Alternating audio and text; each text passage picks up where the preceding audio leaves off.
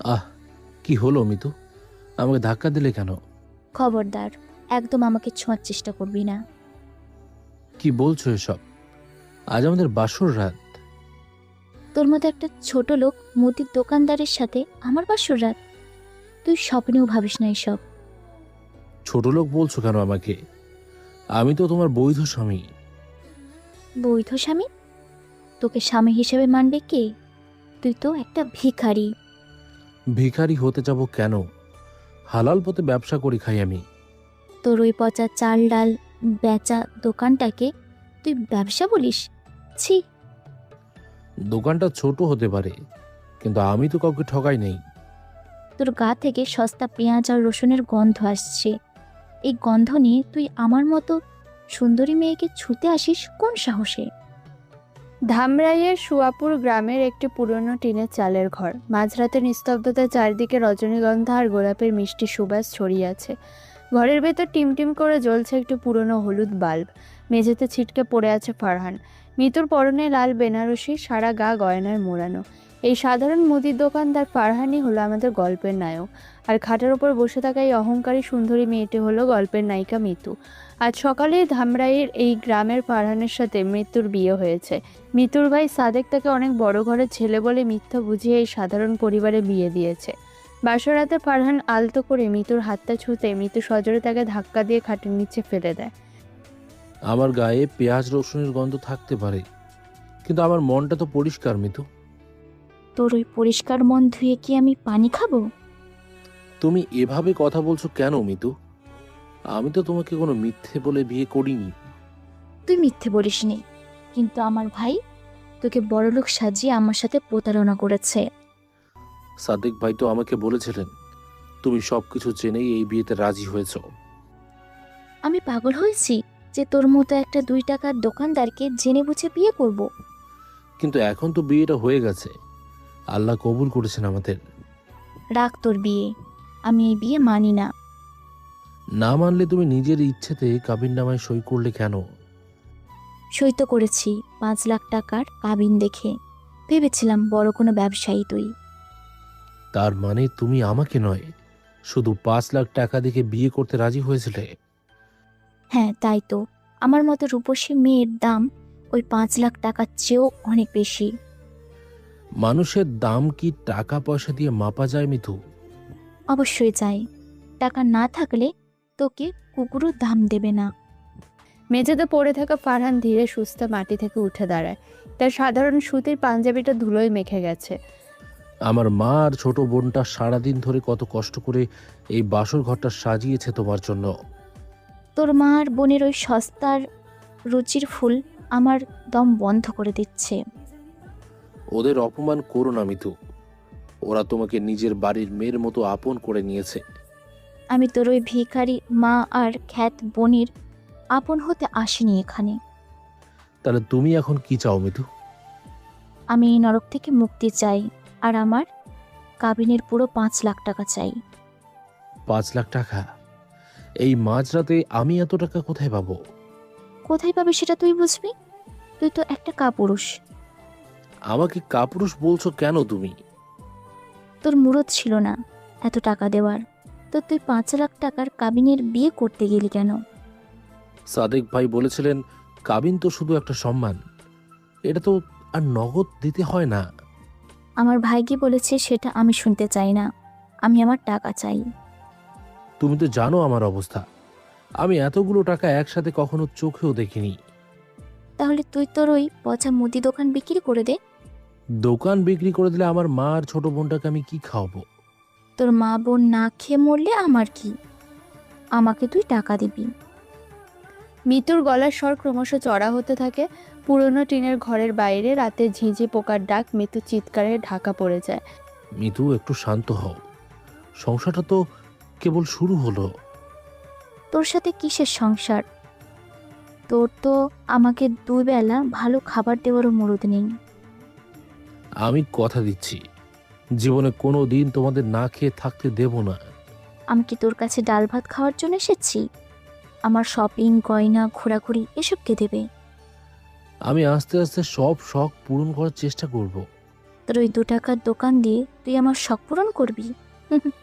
হাস্যকর। তুমি আমাকে একটু সময় দাও মিতু, আমি সব ঠিক করে নেব। তোর মতো ভিখারিকে আমি 1 সেকেন্ডও সময় দেব না। তাহলে তুমি কি করবে? আজ রাতের মধ্যে তুই আমাকে আমার কাবিনের 5 লাখ টাকা বুঝিয়ে দিবি, তারপর আমাকে ছুতে আয়।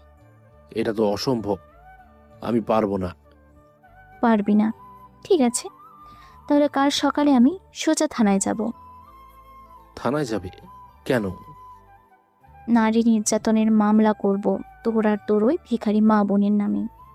ফারহান স্তব্ধ হয়ে যায়। তার সাধারণ চেহারায় একটা অদ্ভুত পরিবর্তন আসতে শুরু করে। আমি তো তোমার গায়ে একটা টোকাও দিইনি মিতু। পুলিশকে আমি বলবো তুই টাকার জন্য আমাকে যৌতুকে চাপ দিচ্ছিস, আমাকে মেরেছিস। তুমি এত বড় একটা মিথ্যা অপবাদ দেবে আমাকে? তোর মতো ছোট লোককে জেলে পাঠানোর জন্য আমি 1000টা মিথ্যে বলতে পারি।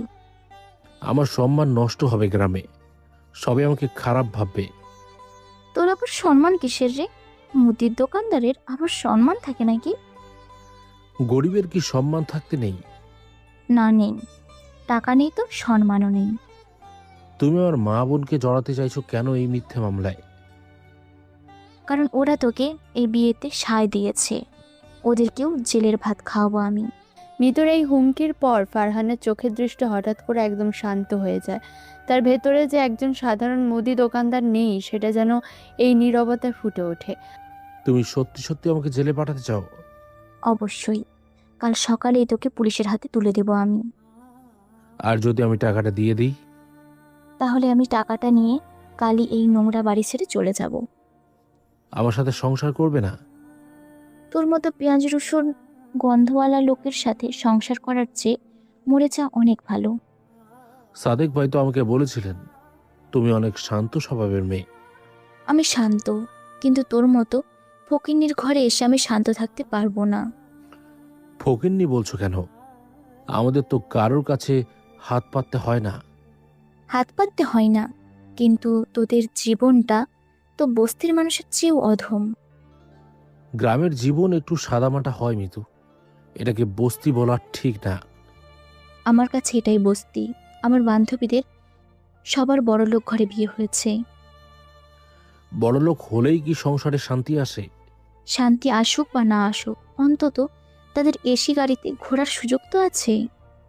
আমার তো গাড়ি নেই, তবে আমার একটা সাইকেল আছে। তোর ওই জং ধরা সাইকেলের পেছনে বসে আমি রোদে পড়ব, ভাবলি কি করে? আমি তো ভাবতাম তুমি হয়তো আমার সাথে হেঁটে হেঁটেই পুরো গ্রাম ঘুরবে। তোর সাথে গ্রামের কাদা মাখা রাস্তায় হাঁটার শখ আমার নেই। আমাদের গ্রামের বাতাস কিন্তু শহরের চেয়ে অনেক পরিষ্কার। তোর এই পরিষ্কার বাতাস দিয়ে কি আমার পেটের ক্ষুধা মিটবে? ক্ষুধা মেটানোর জন্য তো ঘরে আল্লাহর রহমতে গোলা ভরা ধান আছে। ধান চিবিয়ে খাবো আমি। আমার পিৎজা বার্গার খাওয়ার অভ্যাস। গ্রামে তো ওসব পাওয়া যায় না, তবে মা অনেক ভালো পিঠা বানাতে পারে।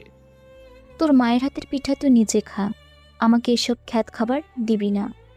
ফারহান একটা গভীর শ্বাস নেয়। তার ডান হাতের মুঠিটা শক্ত হয়ে যায়, কিন্তু পরক্ষণে সে নিজেকে স্বাভাবিক করে নেয়। তুমি কি কোনো কিছুই মেনে নিতে পারবে না? না, পারবো না। আমি এই মানিয়ে নেওয়ার জন্য পৃথিবীতে আসিনি। সবাইকে জীবনে কিছু না কিছু মানিয়ে নিতে হয় মিতু। সেটা গরিবরা মানিয়ে নেয়, আমি কেন মানবো? অহংকার করা তো ভালো না, আল্লাহ অহংকারীকে পছন্দ করেন না। তুই আমাকে ধর্মের ভয় দেখাবি না? আমি তোর চেয়ে অনেক বেশি বুঝি। আমি ভয় দেখাচ্ছি না, আমি শুধু বাস্তবের কথা বলছি। বাস্তব হলো তুই একজন গরিব দোকানদার, আর আমি এই গ্রামের সবচেয়ে সুন্দরী মেয়ে। সৌন্দর্য তো মানুষের মনে থাকা উচিত। তোর মতো খ্যাত লোকের মুখে এইসব ফিলোসফি একদম মানায় না। তুমি কি আমাকে একটুও সম্মান করতে পারো না? যাকে আমি স্বামী হিসেবেই মানি না, তাকে সম্মান করার প্রশ্নই আসে না। তুমি আমার সাথে যেমন ব্যবহার করছো অন্য কেউ হলে এতক্ষণে রেগে যেত। তুই রাগে দেখালে আমি কি ভয় পাবো ভেবেছিস? আমি কাউকে ভয় দেখাতে চাই না, আমি শান্তি চাই। তোর জীবনে কোনো শান্তি নেই। কাল সকালেই তুই বুঝবি আমি কি জিনিস। ফারহানের মুখটা একদম গম্ভীর হয়ে যায়। মিতুর প্রতিটি কথা তার বুকে তীরের মতো বিচ্ছে, কিন্তু তার চোখে রাগ নেই, আছে এক অদ্ভুত স্থিরতা। ঠিক আছে, তুমি তোমার টাকা কাল পেয়ে যাবে। আমি কিন্তু চেক বা অন্য কিছু নেব না, আমার একদম ক্যাশ টাকা চাই। আমি ক্যাশ টাকারই ব্যবস্থা করব। আর যদি তুই টাকা দিতে না পারিস? আমি আমার কথা রাখি মিতু, কাল সকাল 10টার আগেই টাকা চলে আসবে। দেখি তোর কত জোর। একটা মুদি দোকানদার এক রাতে 5 লাখ টাকা কিভাবে জোগাড় করে। আমি আমার শেষ সম্বল ভিটে মাটি বিক্রি করে হলেও তোমাকে টাকাটা দেব। তোর মা আর বোনকে রাস্তায় বসিয়ে তুই আমাকে টাকা দিবি? তুই তো দেখি নিজের পরিবারের সাথেই গদ্দারি করছিস। আমি গদ্দারি করছি না, আমি শুধু তোমার মিথ্যা অপবাদ থেকে আমার পরিবারকে বাঁচাতে চাইছি। যাই হোক, আমার টাকা পেলেই হলো, তুই তোর পরিবার নিয়ে গোল্লায় যা। টাকা পাওয়ার পর তুমি আর কখনো এই বাড়িতে ফিরে আসবে না তো? তোর এই পচা টিনের ঘরে আমি জীবনেও আর পা রাখবো না। তাহলে এটাই আমাদের শেষ কথা? হ্যাঁ, এটাই শেষ কথা। আর তুই তোর ওই চেয়ারে গিয়ে বস, আমাকে ঘুমাতে দে। মিতু বালিশটা নিজের দিকে টেনে নিয়ে শুয়ে পড়ে। ফারহান ঘরের এক কোণে থাকা পুরনো কাঠের চেয়ারটার দিকে এগিয়ে যায়। একটা কথা জিজ্ঞেস করবো মিতু? কি বলবি তাড়াতাড়ি বল, আমার ঘুম পাচ্ছে। টাকাটাই কি জীবনের সব? হ্যাঁ, টাকাটাই সব। টাকা ছাড়া এই দুনিয়ায় কেউ কাউকে চেনে না। কিন্তু মানুষের ভালোবাসা, সম্মান, বিশ্বাস, এগুলোর কি কোনো মূল্য নেই? আগে পকেটে টাকা থাকতে হয়, তারপর আসে ভালোবাসা আর সম্মান। তুমি কি কখনো কাউকে মন থেকে ভালোবাসোনি? আমি বোকা নই যে সস্তা আবেগে গা ভাসাবো। আমার ভবিষ্যৎ দরকার। কিন্তু আমাকে বিয়ে করে তুমি তো নিজেকেই ঠকালে। ঠকেছি বলেই তো কাল টাকাটা নিয়ে চলে যাব। টাকাটা পেয়ে গেলে কি তুমি খুব খুশি হতে পারবে? তোর এই নরকে থাকার চেয়ে 1 লাখ গুণ বেশি খুশি হব আমি। যদি কোনোদিন দেখো টাকা থাকার পরও তুমি একা হয়ে গেছো? টাকা থাকলে কেউ কখনো একা হয় না, দুনিয়ার সবাই তখন আপন হয়ে যায়। আমার মনে হয় তুমি একদিন খুব বড় ভুল বুঝতে পারবে। তুই আমাকে জ্ঞান দিবি না ফারহান, নিজের চরকায় তেল দে। আমি শুধু ভাবছি, আমার মা যখন জানবে তুমি চলে যাচ্ছ, তখন তার কতটা কষ্ট হবে। তোর মায়ের কষ্ট নিয়ে আমার কোনো মাথা ব্যথা নেই। ফারহান বুঝতে পারে মিতুর ভেতরে কোনো মায়া বা মমতা নেই। তার মনটা পাথরের মতো শক্ত আর অহংকারে পূর্ণ। আমার বোনটা আজ সারাদিন না খেয়ে তোমার জন্য মেহমানদের দেখাশোনা করেছে। ওকে আমি না খেয়ে থাকতে বলিনি। তুমি নিজের শাড়ির আঁচলটা একটু দেখো মিতু। কেন, কি হয়েছে আমার শাড়িতে? এই শাড়িটা আমার মা তার শেষ সম্বল সোনার চুড়ি বিক্রি করে তোমার জন্য কিনেছে। মিতু তাচ্ছিল্য ভরে নিজের দামি বেনারসি শাড়ির দিকে তাকায়। তার চেহারায় বিন্দু মাত্র কৃতজ্ঞতা দেখা যায় না। তো কি হয়েছে, বিয়ে করতে গেলে তো ছেলের পরিবারকে এইগুলো দিতেই হয়। এটা দেওয়াটা কোনো নিয়ম নয়, এটা আমার মায়ের ভালোবাসা ছিল। তোর মায়ের ওই বস্তা পচা ভালোবাসার দাম আমার কাছে কানা করিও নেই। মা ভেবেছিল বৌমা আসলে ঘরটা আলো হয়ে যাবে। তোর ওই অন্ধকার ঘরে আলো জ্বালাতে আমি আসিনি। সত্যি তুমি অনেক অহংকারী মিতু। আমার রূপ আছে, আমার যৌবন আছে, আমি অহংকার তো করবই। রূপ আর যৌবন তো চিরকাল থাকে না। যতদিন আছে ততদিন অন্তত তোর মতো গরিবের ঘরে বসতে রাজি নই আমি। আমি আর তোমাকে আটকাতে চাই না মিতু। তোর ওই ক্ষমতাও নেই আমাকে আটকানোর। ক্ষমতা হয়তো আছে, কিন্তু আমি জোর করে কোনো সম্পর্ক টিকিয়ে রাখতে চাই না। খুব ভালো, কাল সকাল 10টার মধ্যে টাকাটা দিলেই তুই বেঁচে যাবি। আমি কথা দিয়েছি, তুমি টাকা পেয়ে যাবে। এবার তুই চুপ কর, আমাকে ঘুমাতে দিই। মিতু পাশ ফিরে শুয়ে চোখ বন্ধ করে। ফারহান আর কোনো কথা বলে না। সে কাঠের চেয়ারটায় হেলান দিয়ে চুপচাপ বসে থাকে। রাতের নিস্তব্ধতা ভেঙে শুধু দেয়াল ঘড়ির টিকটিক শব্দ শোনা যাচ্ছে। ফারহানের চোখে একটুও ঘুম নেই। তার দৃষ্টিতে শুধু এক অসীম নীরবতা খেলা করছে। এইভাবে ফারহানের বাসর রাতে দীর্ঘ সময় পার হয়ে যায়। ভোরের আলো ফোটার আগে সে একবার উঠে গিয়ে অজু করে ফজরের নামাজ পড়ে নেয়। মিতু তখনও গভীর ঘুমে আচ্ছন্ন। সকালে সোনালি রোদ টিনের চালের ফাঁক দিয়ে ঘরের ভেতর প্রবেশ করে। ফারহান তার পাঞ্জাবিটা পাল্টে একটা সাধারণ পুরনো শার্ট গায়ে দেয়। মিতু তখনও ঘুমিয়ে আছে দেখে সে তাকে আর বিরক্ত করে না। ফারহান নিঃশব্দে ঘর থেকে বেরিয়ে উঠানে আসে। তার মা রান্নাঘরে চুলো ধরাচ্ছেন আর ছোট বোন উঠান ঝাড়ু দিচ্ছে। ফারহান মায়ের কাছে গিয়ে বলে সে দোকানে যাচ্ছে। মা তাকে না খেয়ে যেতে বারণ করলেও ফারহান মুচকি এসে বলে তার কাজ আছে।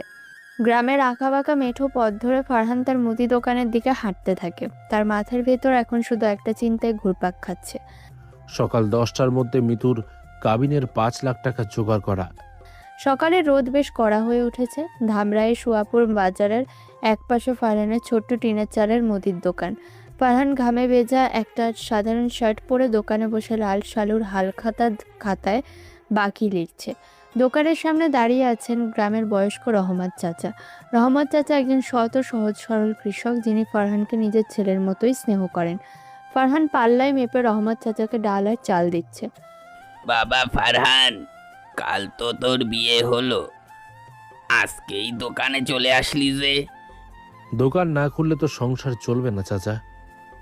তা ঠিক, কিন্তু নতুন বউকে তো একটু সময় দিতে হয়।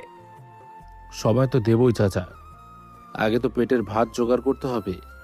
বৌমা কেমন আছে রে? গ্রামের পরিবেশে মানিয়ে নিতে পারছে তো? সবই আল্লাহর ইচ্ছা চাচা, দোয়া করবেন আমার জন্য। আমি তো সব সময় তোর জন্য দোয়া করি বাবা, তুই বড় ভালো ছেলে। আপনার ডাল আর চাল মাপা হয়ে গেছে চাচা, এ নিন। টাকাটা আমি কাল দিয়ে যাবো রে বাবা, আজ তো পকেটে কিছু নেই। কোনো সমস্যা নেই চাচা, আপনি জিনিসগুলো নিয়ে যান। হঠাৎ বাজারের লোকজনকে অবাক করে দিয়ে সেখানে মিতুর আগমন ঘটে। মিতুর পরনে দামি 3 পিস, চোখে মুখে তীব্র বিরক্তি আর রাগ। গ্রামের 10-12 জন মানুষ উৎসুক হয়ে তাকিয়ে থাকে। মিতু সোজা ফারহানের দোকানের সামনে এসে দাঁড়ায়।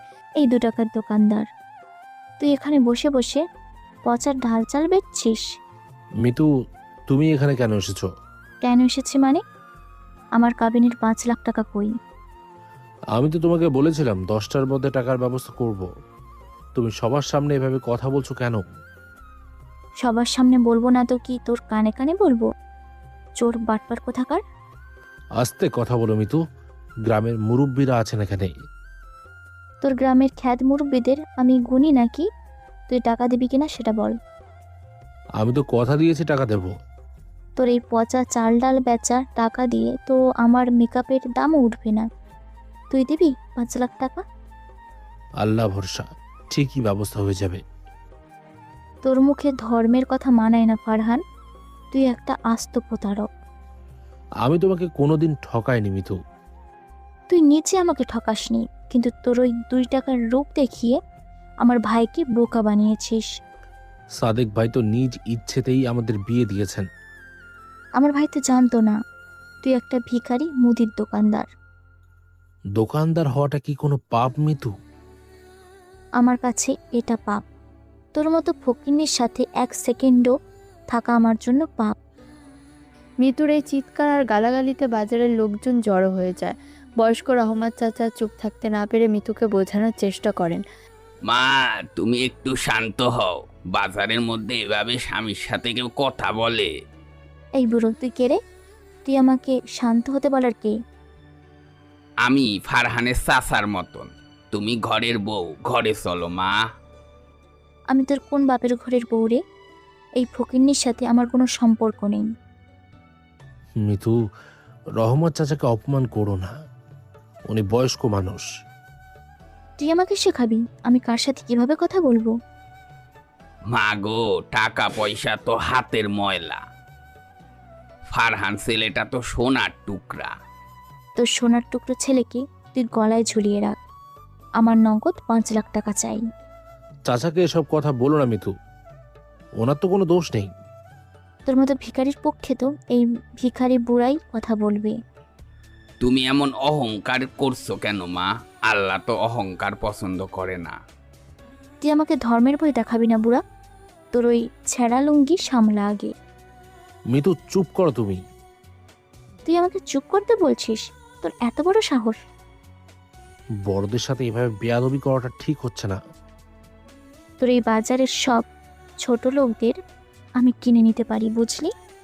তুমি বাড়ি যাও মিতু, আমি টাকা নিয়ে আসছি। আমি এই বাজারের রাস্তায় দাঁড়িয়ে থাকবো, তুই টাকা দিবি, তারপর আমি যাব।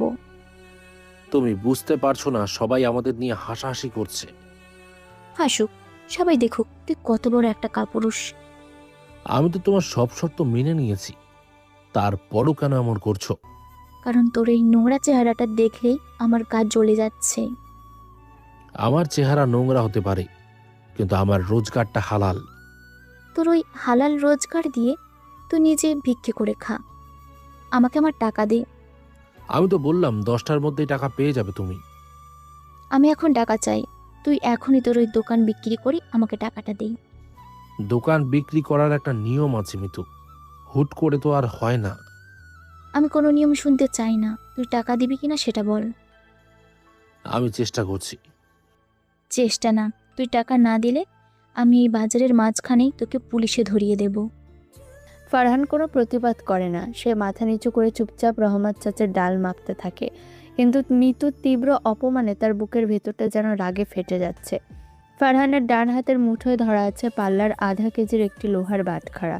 সে কোনো কথা না বলে বাটখারাটা শক্ত করে চেপে ধরে। তার হাতের পেশিগুলো টান টান হয়ে ওঠে, আর সেই প্রচণ্ড চাপে শক্ত লোহার বাটখারাটা সামান্য বেঁকে গিয়ে আঙুলের ছাপ বসে যায়। ফারহানের এই অদ্ভুত শারীরিক ক্ষমতার ঝলক কেউ খেয়াল করে না। কি হলো, চুপ করে আছিস কেন? টাকা দিবি না জেলের ভাত খাবি? আমি বলেছি তো 10টার মধ্যে তুমি টাকা পেয়ে যাবে। ঠিক আছে, 10টা বাজতে আর মাত্র 1 ঘন্টা বাকি। এর মধ্যে টাকা না পেলে আমি সোজা থানায় যাব। যেতে হবে না থানায়, তুমি বাড়িতে গিয়ে অপেক্ষা করো। আমি তোর ওই পচা বাড়িতে আর 1 মুহূর্তও থাকবো না। তাহলে তুমি কোথায় যাবে এখন? আমার ভাই আসছে আমাকে নিতে, টাকাটা নিয়ে আমি সোজা ঢাকায় চলে যাব। ঠিক আছে, সাদেক ভাই আসলে তাকে নিয়ে আমার বাড়িতে বসতে বলো। তুই শুধু টাকাটা রেডি রাখ, আমি আসছি। মিতুর আগে গজগজ করতে করতে বাজারের কাঁচা রাস্তা ধরে চলে যায়। বাজারের মানুষজন ফারহানের দিকে করুণ দৃষ্টিতে তাকিয়ে থাকে। ফারহান নীরবে তার বেঁকে যাওয়া লোহার বাটখারাটা পাল্লার একপাশে সরিয়ে রাখে। মিতু চলে যাওয়ার পর বাজারের ভিড় ধীরে ধীরে কমে যায়। ফারহান চুপচাপ তার দোকানের ঝাঁপ বন্ধ করে দেয়। তার জীবনে ঘটে যাওয়া এই চরম অপমানের পর সে আর দোকানে বসে থাকতে পারে না। দুপুরের কড়া রোদ পেরিয়ে বিকেল গড়িয়ে যায়। সুয়াপুর গ্রামের পেছনের বাঁশবাগানে এখন এক অদ্ভুত নিস্তব্ধতা। বাঁশবাগানের ঠিক পাশে একটা বড় পুকুরঘাট। ফারহান একা সেই পুকুরঘাটের ভাঙা সিঁড়িতে এসে বসে থাকে। 10টায় ফারহান টাকা দেয়নি। সে ভাবছে মিতু যদি বুঝতে পারে। পরন্ত বিকেল, চারদিক একদম শান্ত। হঠাৎ গ্রামের কাঁচা রাস্তা দিয়ে একটি চকচকে কালো রঙের দামি রেঞ্জ রোভার গাড়ি ধুলো উড়িয়ে চলে যায়। গ্রামের সাধারণ মানুষ এত দামি গাড়ি দেখে অবাক হয়ে রাস্তার পাশে দাঁড়িয়ে থাকে। গাড়িটি বাঁশবাগানের কাছাকাছি এসে ফারহানের থেকে কিছুটা দূরে থেমে যায়। ফারহান নিজের জায়গা থেকে একটুও নড়ে না।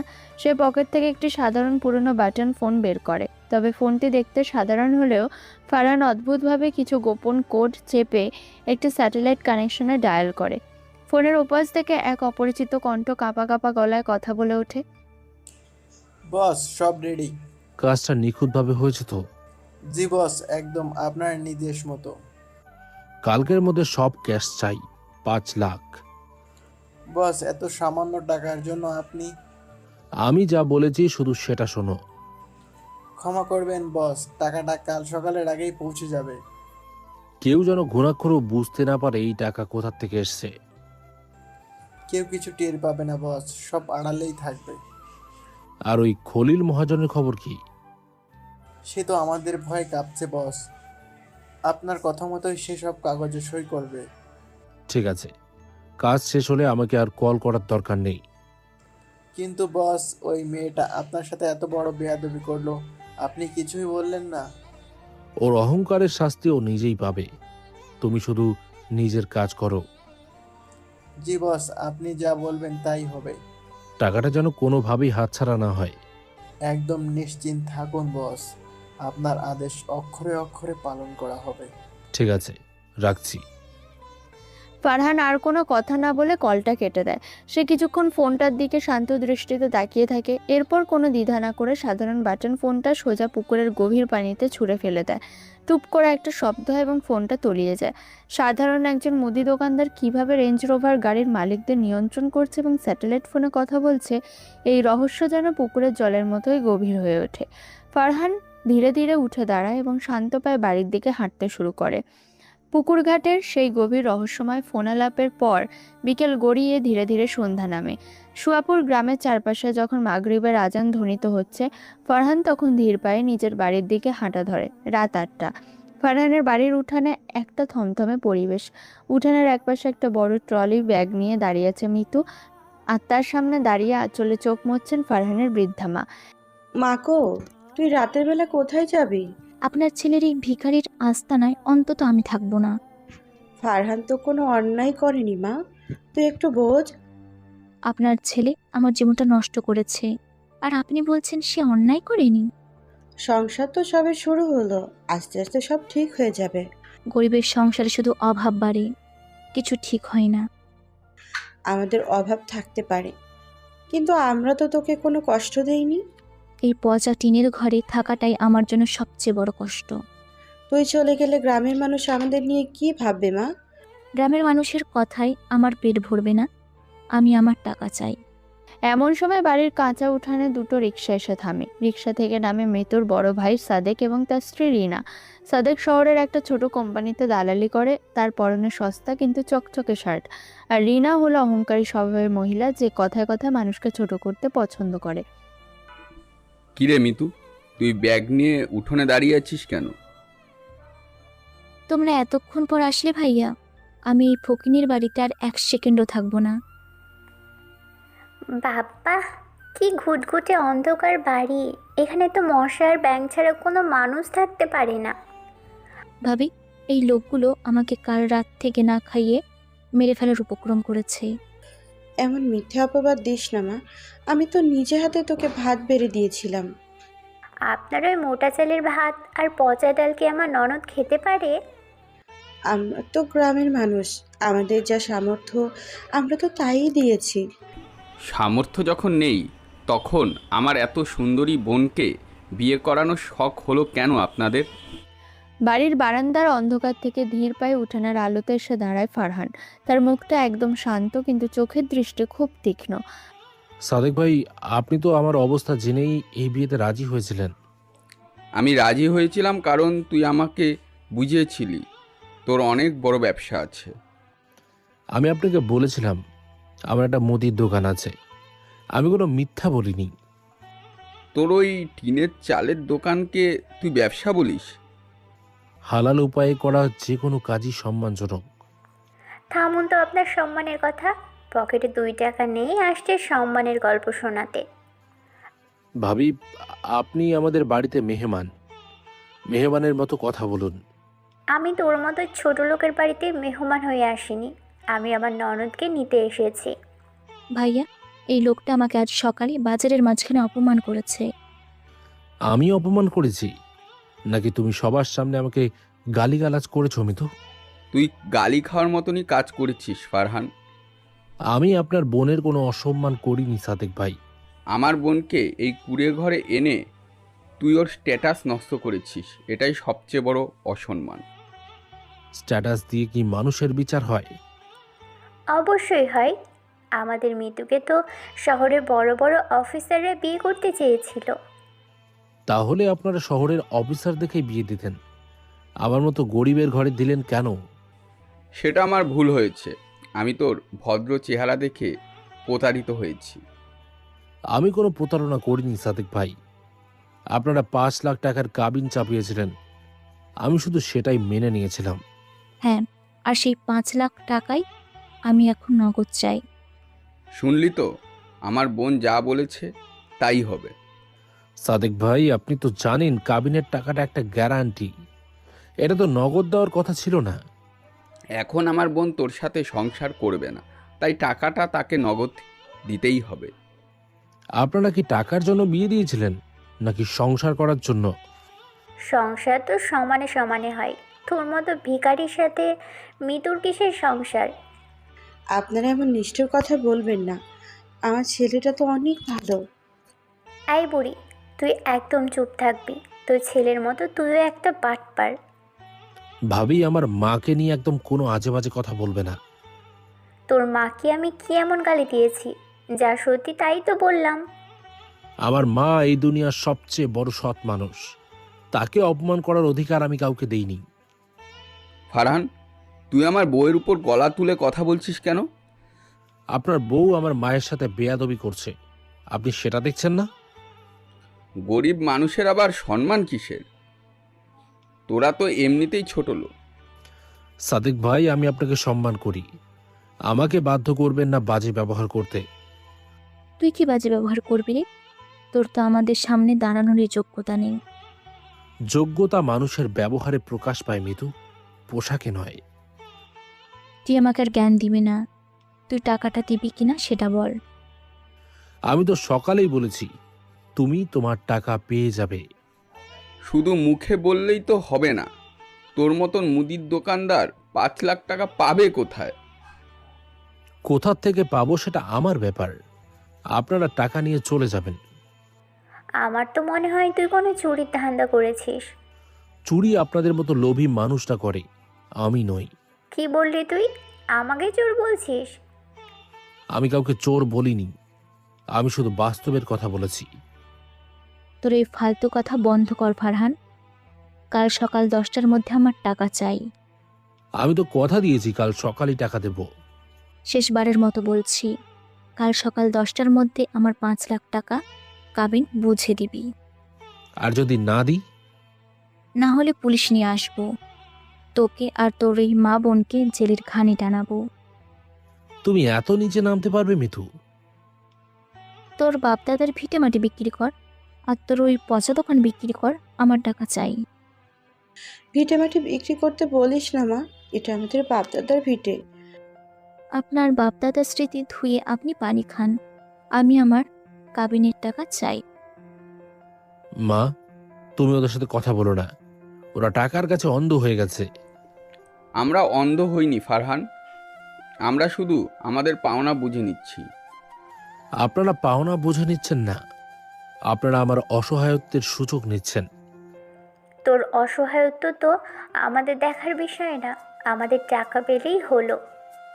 ঠিক আছে, আপনার টাকা পেয়ে যাবেন। শুধু মুখে বললে হবে না ফারহান। কাল সকালে টাকা না পেলে কিন্তু ফল খুব খারাপ হয়ে যাবে। আমার কোনো ফল খারাপ হবে না, আমি যা বলি তাই করি। তো তুই কি বিক্রি করে টাকা দিবি শুনি? তোর তো এই ছেঁড়া কাঁথা ছাড়া কিচ্ছুই নেই। আমি আমার দোকান আর এই ভিটে মাটি কাল সকালেই বিক্রি করে দেব। না ফারহান, তুই এই বাড়ি বিক্রি করিস না বাবা। মা, তুমি কাঁদবে না। যে বাড়ির মাটির কোনো সম্মান এদের কাছে নেই, সে বাড়ি আমার দরকার নেই। খুব তো বড় বড় ডায়লগ দিচ্ছিস। কাল সকালে টাকাটা চোখের সামনে দেখতে চাই আমি। কাল সকাল 10টায় খলিল মহাজনের সাথে আমার কথা হয়েছে, আমি সব রেজিস্ট্রি করে টাকাটা নিয়ে আসব। খলিল মহারাজ? সে তো গ্রামের সবচেয়ে কড়া লোক, সে তোকে এত টাকা দেবে?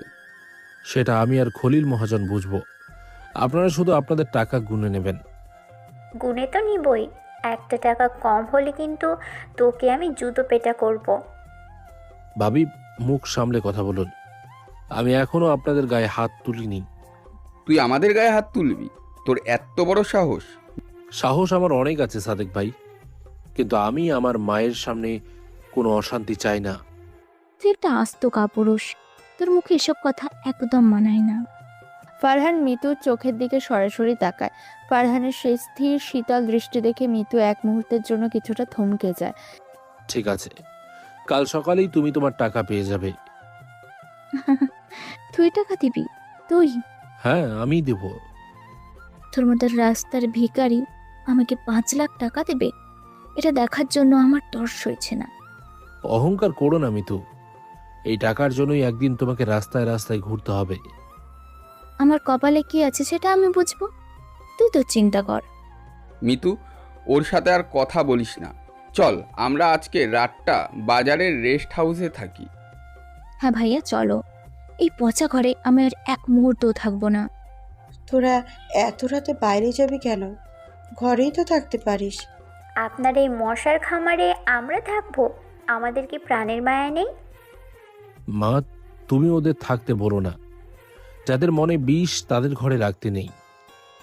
তোর ঘরে থাকার কোনো শখ আমার নেই। কাল সকালে টাকাটা রেডি রাখিস। টাকা রেডি থাকবে, আপনারা সকাল 10টায় এসে নিয়ে যাবেন। 10টা মানে 10টাই। 1 মিনিটও দেরি হলে কিন্তু সোজা থানায় কল দেব। 1 মিনিটও দেরি হবে না, আপনারা এখন আসতে পারেন।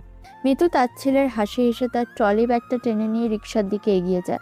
সাদেক এবং রিনাও ফারহানকে একটা ঘৃণামাখা দৃষ্টি দিয়ে রিকশায় ওঠে। অন্ধকার কাঁচা রাস্তা দিয়ে রিকশা দুটো বাজারের দিকে চলে যায়। উঠোনে দাঁড়িয়ে থাকা ফারহানের মা হাউমাউ করে কেঁদে ওঠেন। ফারহান তার মাকে শক্ত করে জড়িয়ে ধরে সান্ত্বনা দিতে থাকে।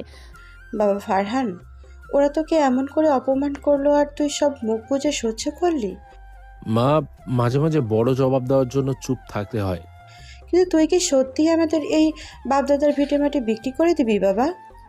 তুমি কোনো চিন্তা করো না মা, আমি এমন কিছু করব না যাতে তোমার কষ্ট হয়।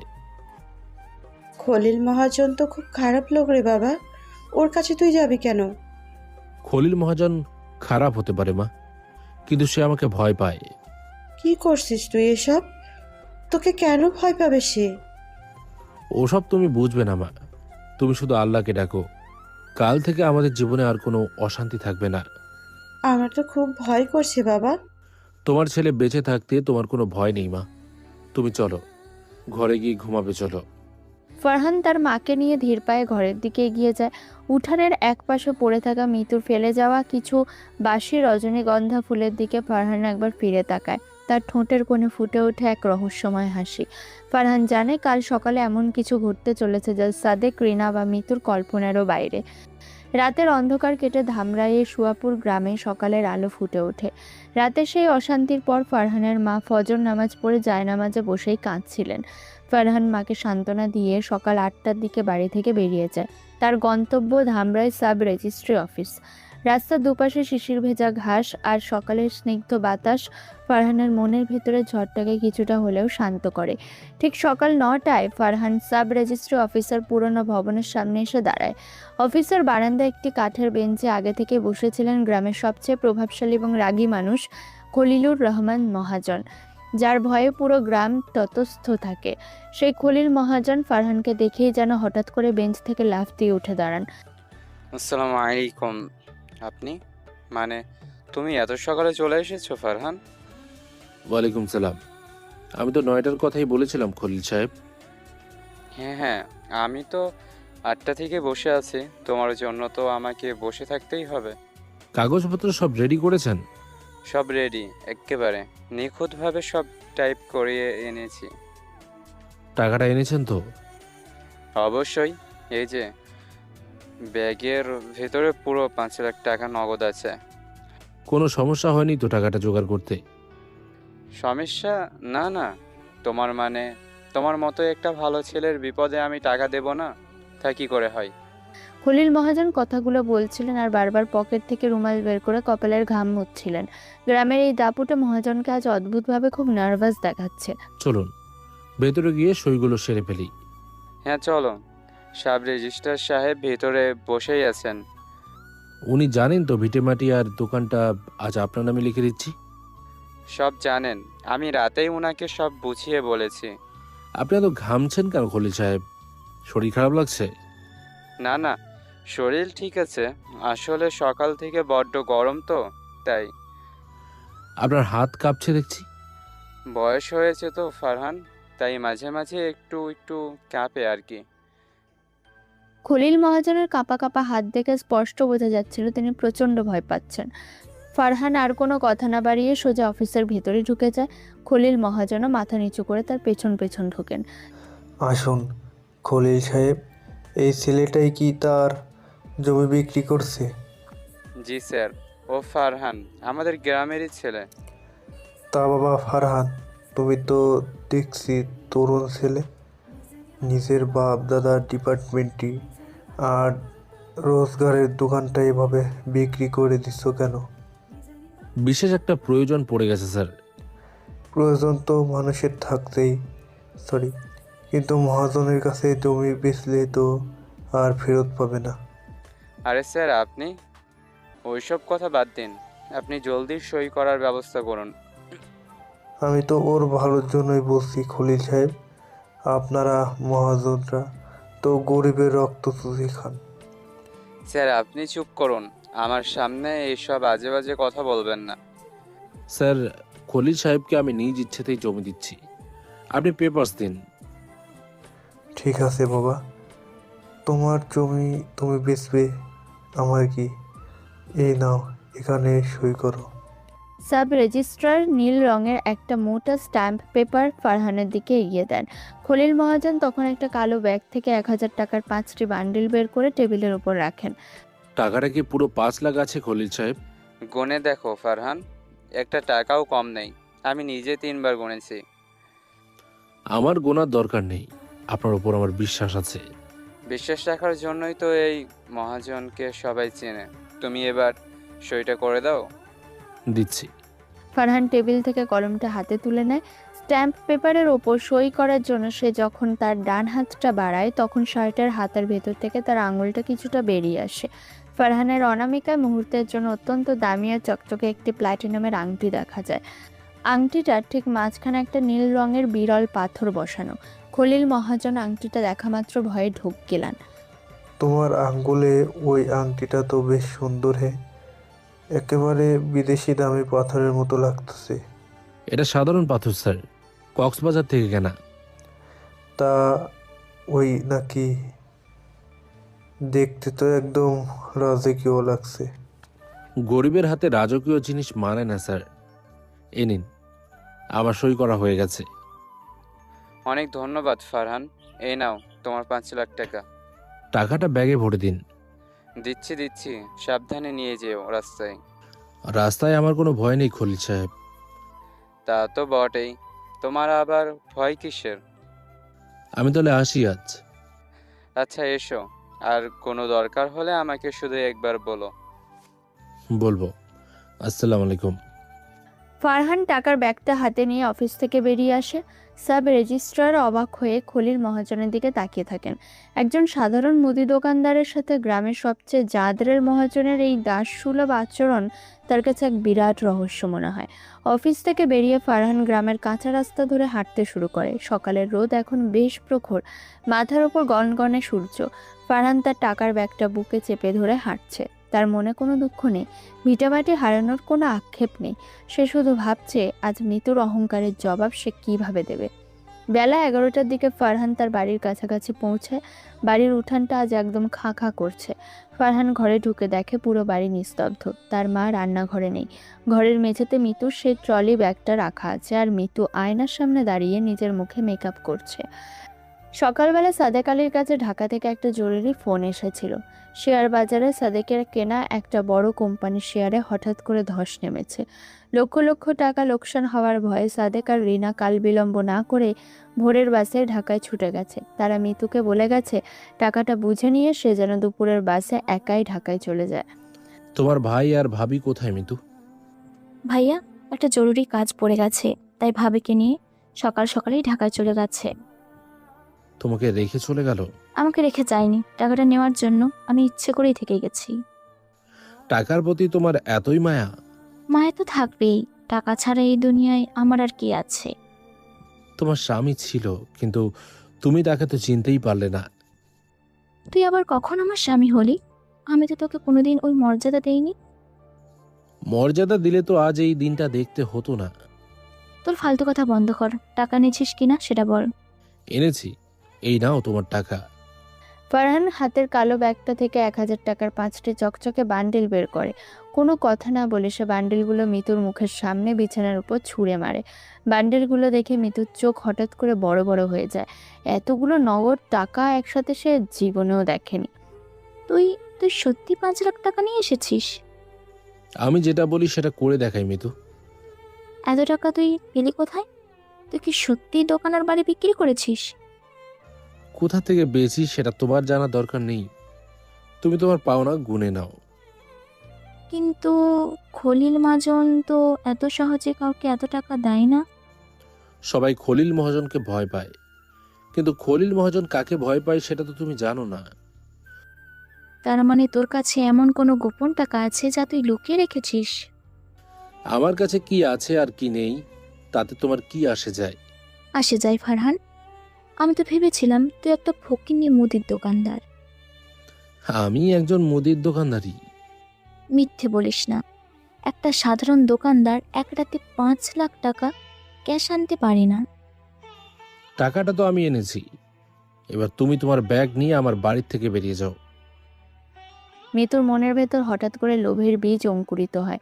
সে ভাবতে শুরু করে ফারহান নিশ্চয়ই সাধারণ কেউ নয়, তার নিশ্চয় শহরে অনেক জমানো টাকা বা গুপ্তধন আছে যা সে গ্রামের এই ভাঙা ঘরে লুকিয়ে রেখেছে। মিতু তৎক্ষণাৎ তার গলার সুর একদম পাল্টে ফেলে। ফারহান, তুমি আমার উপরে রেগে আছো? তুমি করে বলছো কেন? এতক্ষণ তো তুই তুই করছিলি। আরে আমি তো তোমার স্ত্রী, স্বামীর সাথে তো একটু রাগারাগি হতেই পারে। এটাকে রাগারাগি বলে না মিতু, এটাকে বলে অহংকার। আমি তো আসলে তোমাকে পরীক্ষা করছিলাম ফারহান। পরীক্ষা? কিসের পরীক্ষা? আমি দেখতে চাইছিলাম আমার বিপদে তুমি আমার জন্য কতটুকু করতে পারো। তোমার বিপদে? তুমি তো নিজেই আমার ঘাড়ে বিপদ চাপিয়ে দিয়েছিলে। তুমি বুঝছো না কেন? একটা মেয়ে বিয়ের পর স্বামীর কাছে একটু সিকিউরিটি চাই।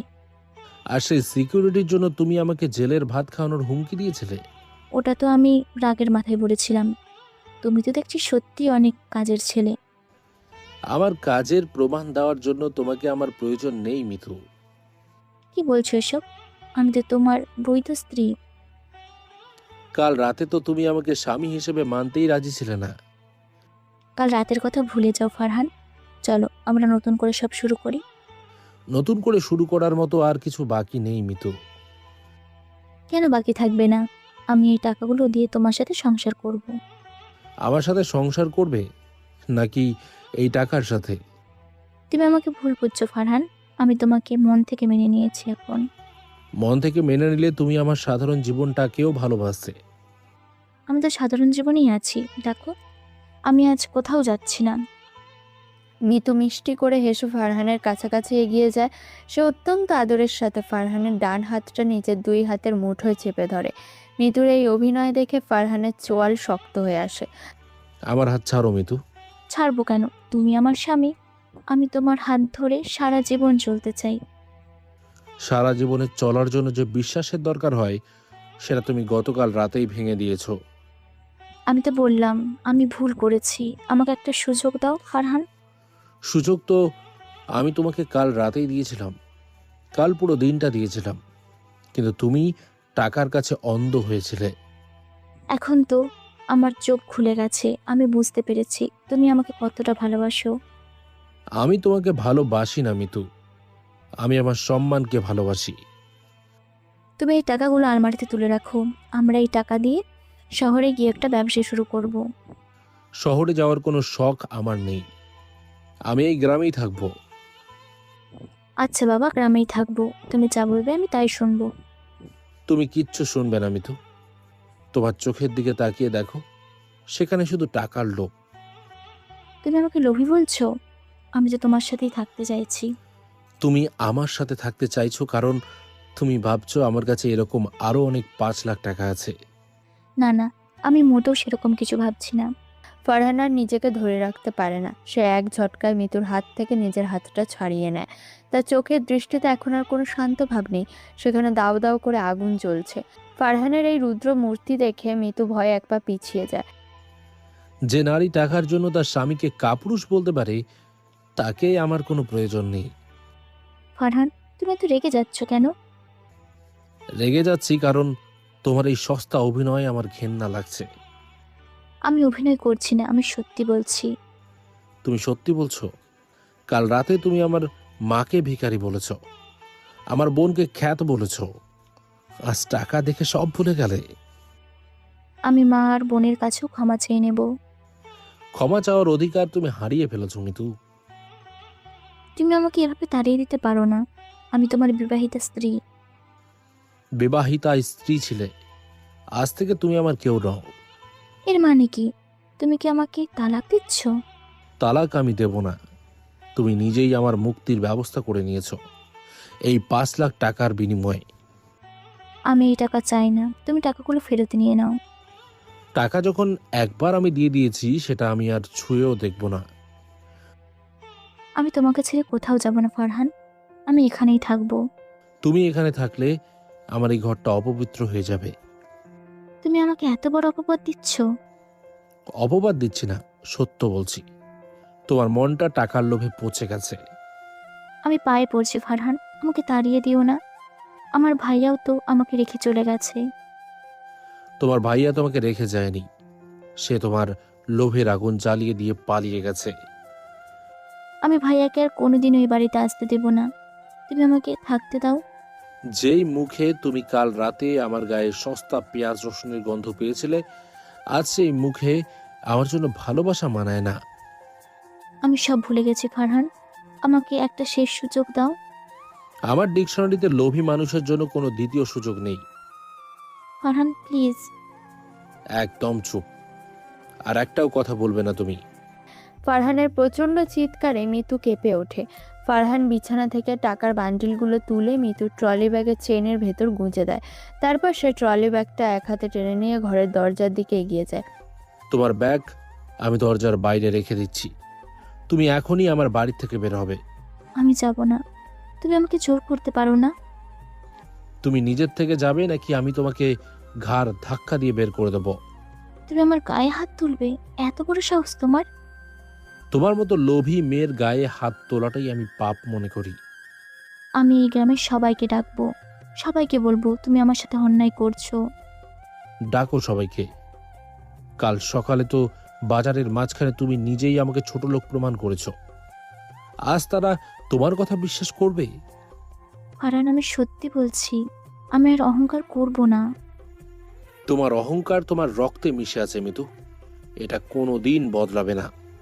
আমি তোমাকে ছেড়ে গেলে কোথায় গিয়ে দাঁড়াবো? যেখানে খুশি সেখানে যাও। তুমি তো শহরে এসি গাড়িতে ঘোরার স্বপ্ন দেখেছিলে, যাও সেই স্বপ্ন পূরণ করো। আমার এই স্বপ্নের চেয়ে তুমি অনেক বেশি দামি ফারহান। আমার দাম বোঝার মতো যোগ্যতা আল্লাহ তোমাকে দেয়নি। এই টাকা নিয়ে সোজা ঢাকা চলে যাও, আর কোনোদিন যেন এই সুয়াপুর গ্রামে তোমার ছায়া না পড়ে। তুমি আমার সাথে এমন বেইমানি করতে পারলে ফারহান? বেইমানি আমি করিনি মিতু, বেইমানি তুমি করেছ তোমার পবিত্র সম্পর্কের সাথে। আল্লাহ তোমাকে এর শাস্তি দেবে। আল্লাহ কাকে শাস্তি দেবে সেটা সময় এলেই বোঝা যাবে। এবার তুমি আমার চোখের সামনে থেকে দূর হও। ফারহান মিতুকে আক্ষরিক অর্থেই বাড়ির মেইন গেটের বাইরে ঘাড় ধাক্কা দিয়ে বের করে দেয় এবং ভেতর থেকে গেট বন্ধ করে দেয়। মিতু রাস্তার ধুলায় বসে তার 5 লাখ টাকার ব্যাগের ওপর মাথা রেখে হাউমাউ করে কাঁদতে থাকে, কিন্তু এই কান্নার মাঝে তার অহংকারের পতন ছিল না, ছিল ফারহানের গুপ্তধন হাতছাড়া হওয়ার আক্ষেপ। কিছুক্ষণ পর মিতু চোখের জল মুছে উঠে দাঁড়ায় এবং ট্রলি ব্যাগটা নিয়ে গ্রামের কাঁচা রাস্তা ধরে দুপুরের কড়াই রোদে হাঁটতে শুরু করে। তার ফর্সা মুখ ঘেমে লাল হয়ে গেছে। এক হাতে ভারী ট্রলি ব্যাগ আর অন্য হাতে 5 লাখ টাকার কালো ব্যাগটা শক্ত করে চেপে ধরে সে সুয়াপুর বাজারের শেষ মাথায় এসে পৌঁছায়। বাজার থেকে মূল হাইওয়ে বেশ কিছুটা দূরে। সেখানে একা দাঁড়িয়ে থাকা মাঝবয়সী এক ভ্যান চালককে দেখতে পায় মিতু। লোকটির নাম কুদ্দুস। সে রোদে বসে গামছা দিয়ে ঘাম মুছছিল। এই ভ্যানওয়ালা, ঢাকা যাওয়ার বড় রাস্তায় যাবি? জামু আফা, তো ভাড়া কিন্তু 100 টাকা লাগবো। ভাড়া নিয়ে তোকে ভাবতে হবে না, তুই শুধু জলদি ভ্যান স্টার্ট দে। আফা, এই দুপুরবেলায় তো রাস্তায় তেমন মানুষজন নাই, আপনি একলা যাইবেন? আমি একা যাব নাকি 10 জনকে নিয়ে যাব সেটা তোর দেখার বিষয় না, তুই চল। রাগ করেন কেন আফা? আমি তো আপনার ভালোর লাইগাই কইলাম। তোর ভালো তোকে ভাবতে হবে না, আমার হাতে অনেক টাকা, আমার সময় খুব দামি। আচ্ছা আফা, আপনি ভ্যানে উঠা বসেন, আমি চালাইতাছি। মিতু তার ট্রলি ব্যাগটা ভ্যানের একপাশে রেখে নিজে সাবধানে বসে। 5 লাখ টাকার ব্যাগটা সে নিজের বুকের সাথে শক্ত করে জড়িয়ে রাখে। ভ্যান চলতে শুরু করে। গ্রামের রাস্তা পার হয়ে ভ্যানটি ধামরাইয়ের নির্জন হাইওয়ে সংযোগ সড়কের দিকে এগোতে থাকে।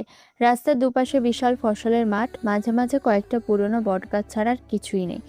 এই রাস্তাটা তো ফাঁকা কেন রে? আর কোনো গাড়ি ঘোড়া নেই? দুপুর 2:30 বাজে তো আফা, এই টাইমে তো গাড়ি একটু কমই চলে। তুই একটু জোরে চালা, আমার ভাইয়া ঢাকায় আমার জন্য অপেক্ষা করছে। আমি তো জোর দিয়েই চালাইতেছি আফা, আপনি একটু ছায়ায় বসেন। তোর ভ্যানে আবার ছায়া কোথায়? পুরোটা তো রোদে পুড়ছে। গরিবের ভ্যান তো আফা, ছাতা লাগানোর টাকা তো আর নাই। গরিব মানুষদের এই এক সমস্যা, সারা জীবন শুধু অভাবের ঘ্যানঘেনানি। আমরা ঘ্যান ঘ্যান করি না আফা, আমাগো কপালটাই এমন। কপাল বলে কিছু নেই, যার টাকা আছে তার কপালও ভালো। টাকা তো হাতের ময়লা আফা, আইস আছে কাইল নাই। তোর মতো ছোট লোকদের কাছে টাকা থাকে না বলেই তো তোরা এইসব কথা বলিস। আমার কাছে এখন যা আছে তা দিয়ে তোর মতো হাজারটা ভ্যান কেনা যাবে। আল্লাহ আপনারে বড় লোক বানাইছে, আপনি তো অহংকার করবেনই। আমি অহংকার করবই, আমার রূপ আছে, টাকা আছে, আমি কেন এই ধুলোমাখা ভ্যানে বসে থাকবো? আফা, বেশি অহংকার পতনটাইকে আনে। আল্লাহ মায়ায় রাখুক আপনারে। তুই আমাকে জ্ঞান দিবি না, তুই শুধু ভ্যান চালা।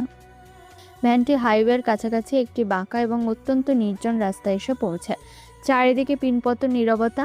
হঠাৎ পেছন থেকে প্রচণ্ড শব্দ করে দুটো কালো রঙের স্পোর্টস বাইক ভ্যানের দিকে ছুটে আসে। বাইক দুটো ভ্যানের সামনে এসে আড়াআড়িভাবে রাস্তা আটকে দাঁড়ায়। বাইকে বসে থাকা 4 জন যুবকের পরনে কালো জ্যাকেট এবং মাথায় পুরো মুখ ঢাকা কালো হেলমেট। ও আল্লাহ, এরা কারা? আমার ভ্যানের সামনে এমনে খাড়াইলো কেন? এই তোরা কারা? রাস্তা আটকাচ্ছিস কেন? 4 জন যুবকের মধ্যে 2 জন বাইক থেকে নেমে ভ্যানের দিকে এগিয়ে আসে। তাদের একজনের হাতে একটি ধারালো চাকু চকচক করে ওঠে। কুদ্দুস ভয়ে ভ্যান থেকে লাফ দিয়ে নেমে যায়। এই ভ্যানালা একদম চুপ, ওই গাছের নিচে গিয়ে দাঁড়া, একটা কথাও বলবি না। বাবারা, আমারে মাইরো না, আমি গরিব মানুষ। তোর গায়ে কেউ হাত দেবে না, তুই শুধু চোখ বন্ধ করে থাক। তোরা কি চাস? আমার ভাইয়া কিন্তু পুলিশে চাকরি করে। আপনার ভাইয়া পুলিশ নাকি প্রেসিডেন্ট সেটা আমাদের জানার দরকার নেই। তোরা আমার পথ আটকাচ্ছিস কেন? আমি ঢাকা যাব। ঢাকা আপনি যাবেন, কিন্তু আপনার হাতে ওই কালো ব্যাগটা আমাদের হাতে দিয়ে যেতে হবে। কি বলছিস তোরা? আমি এ ব্যাগ কাউকে দেব না। ম্যাডাম, আমরা আপনার গায়ে হাত তুলতে চাই না, ব্যাগটা চুপচাপ আমাদের হাতে দিয়ে দেন।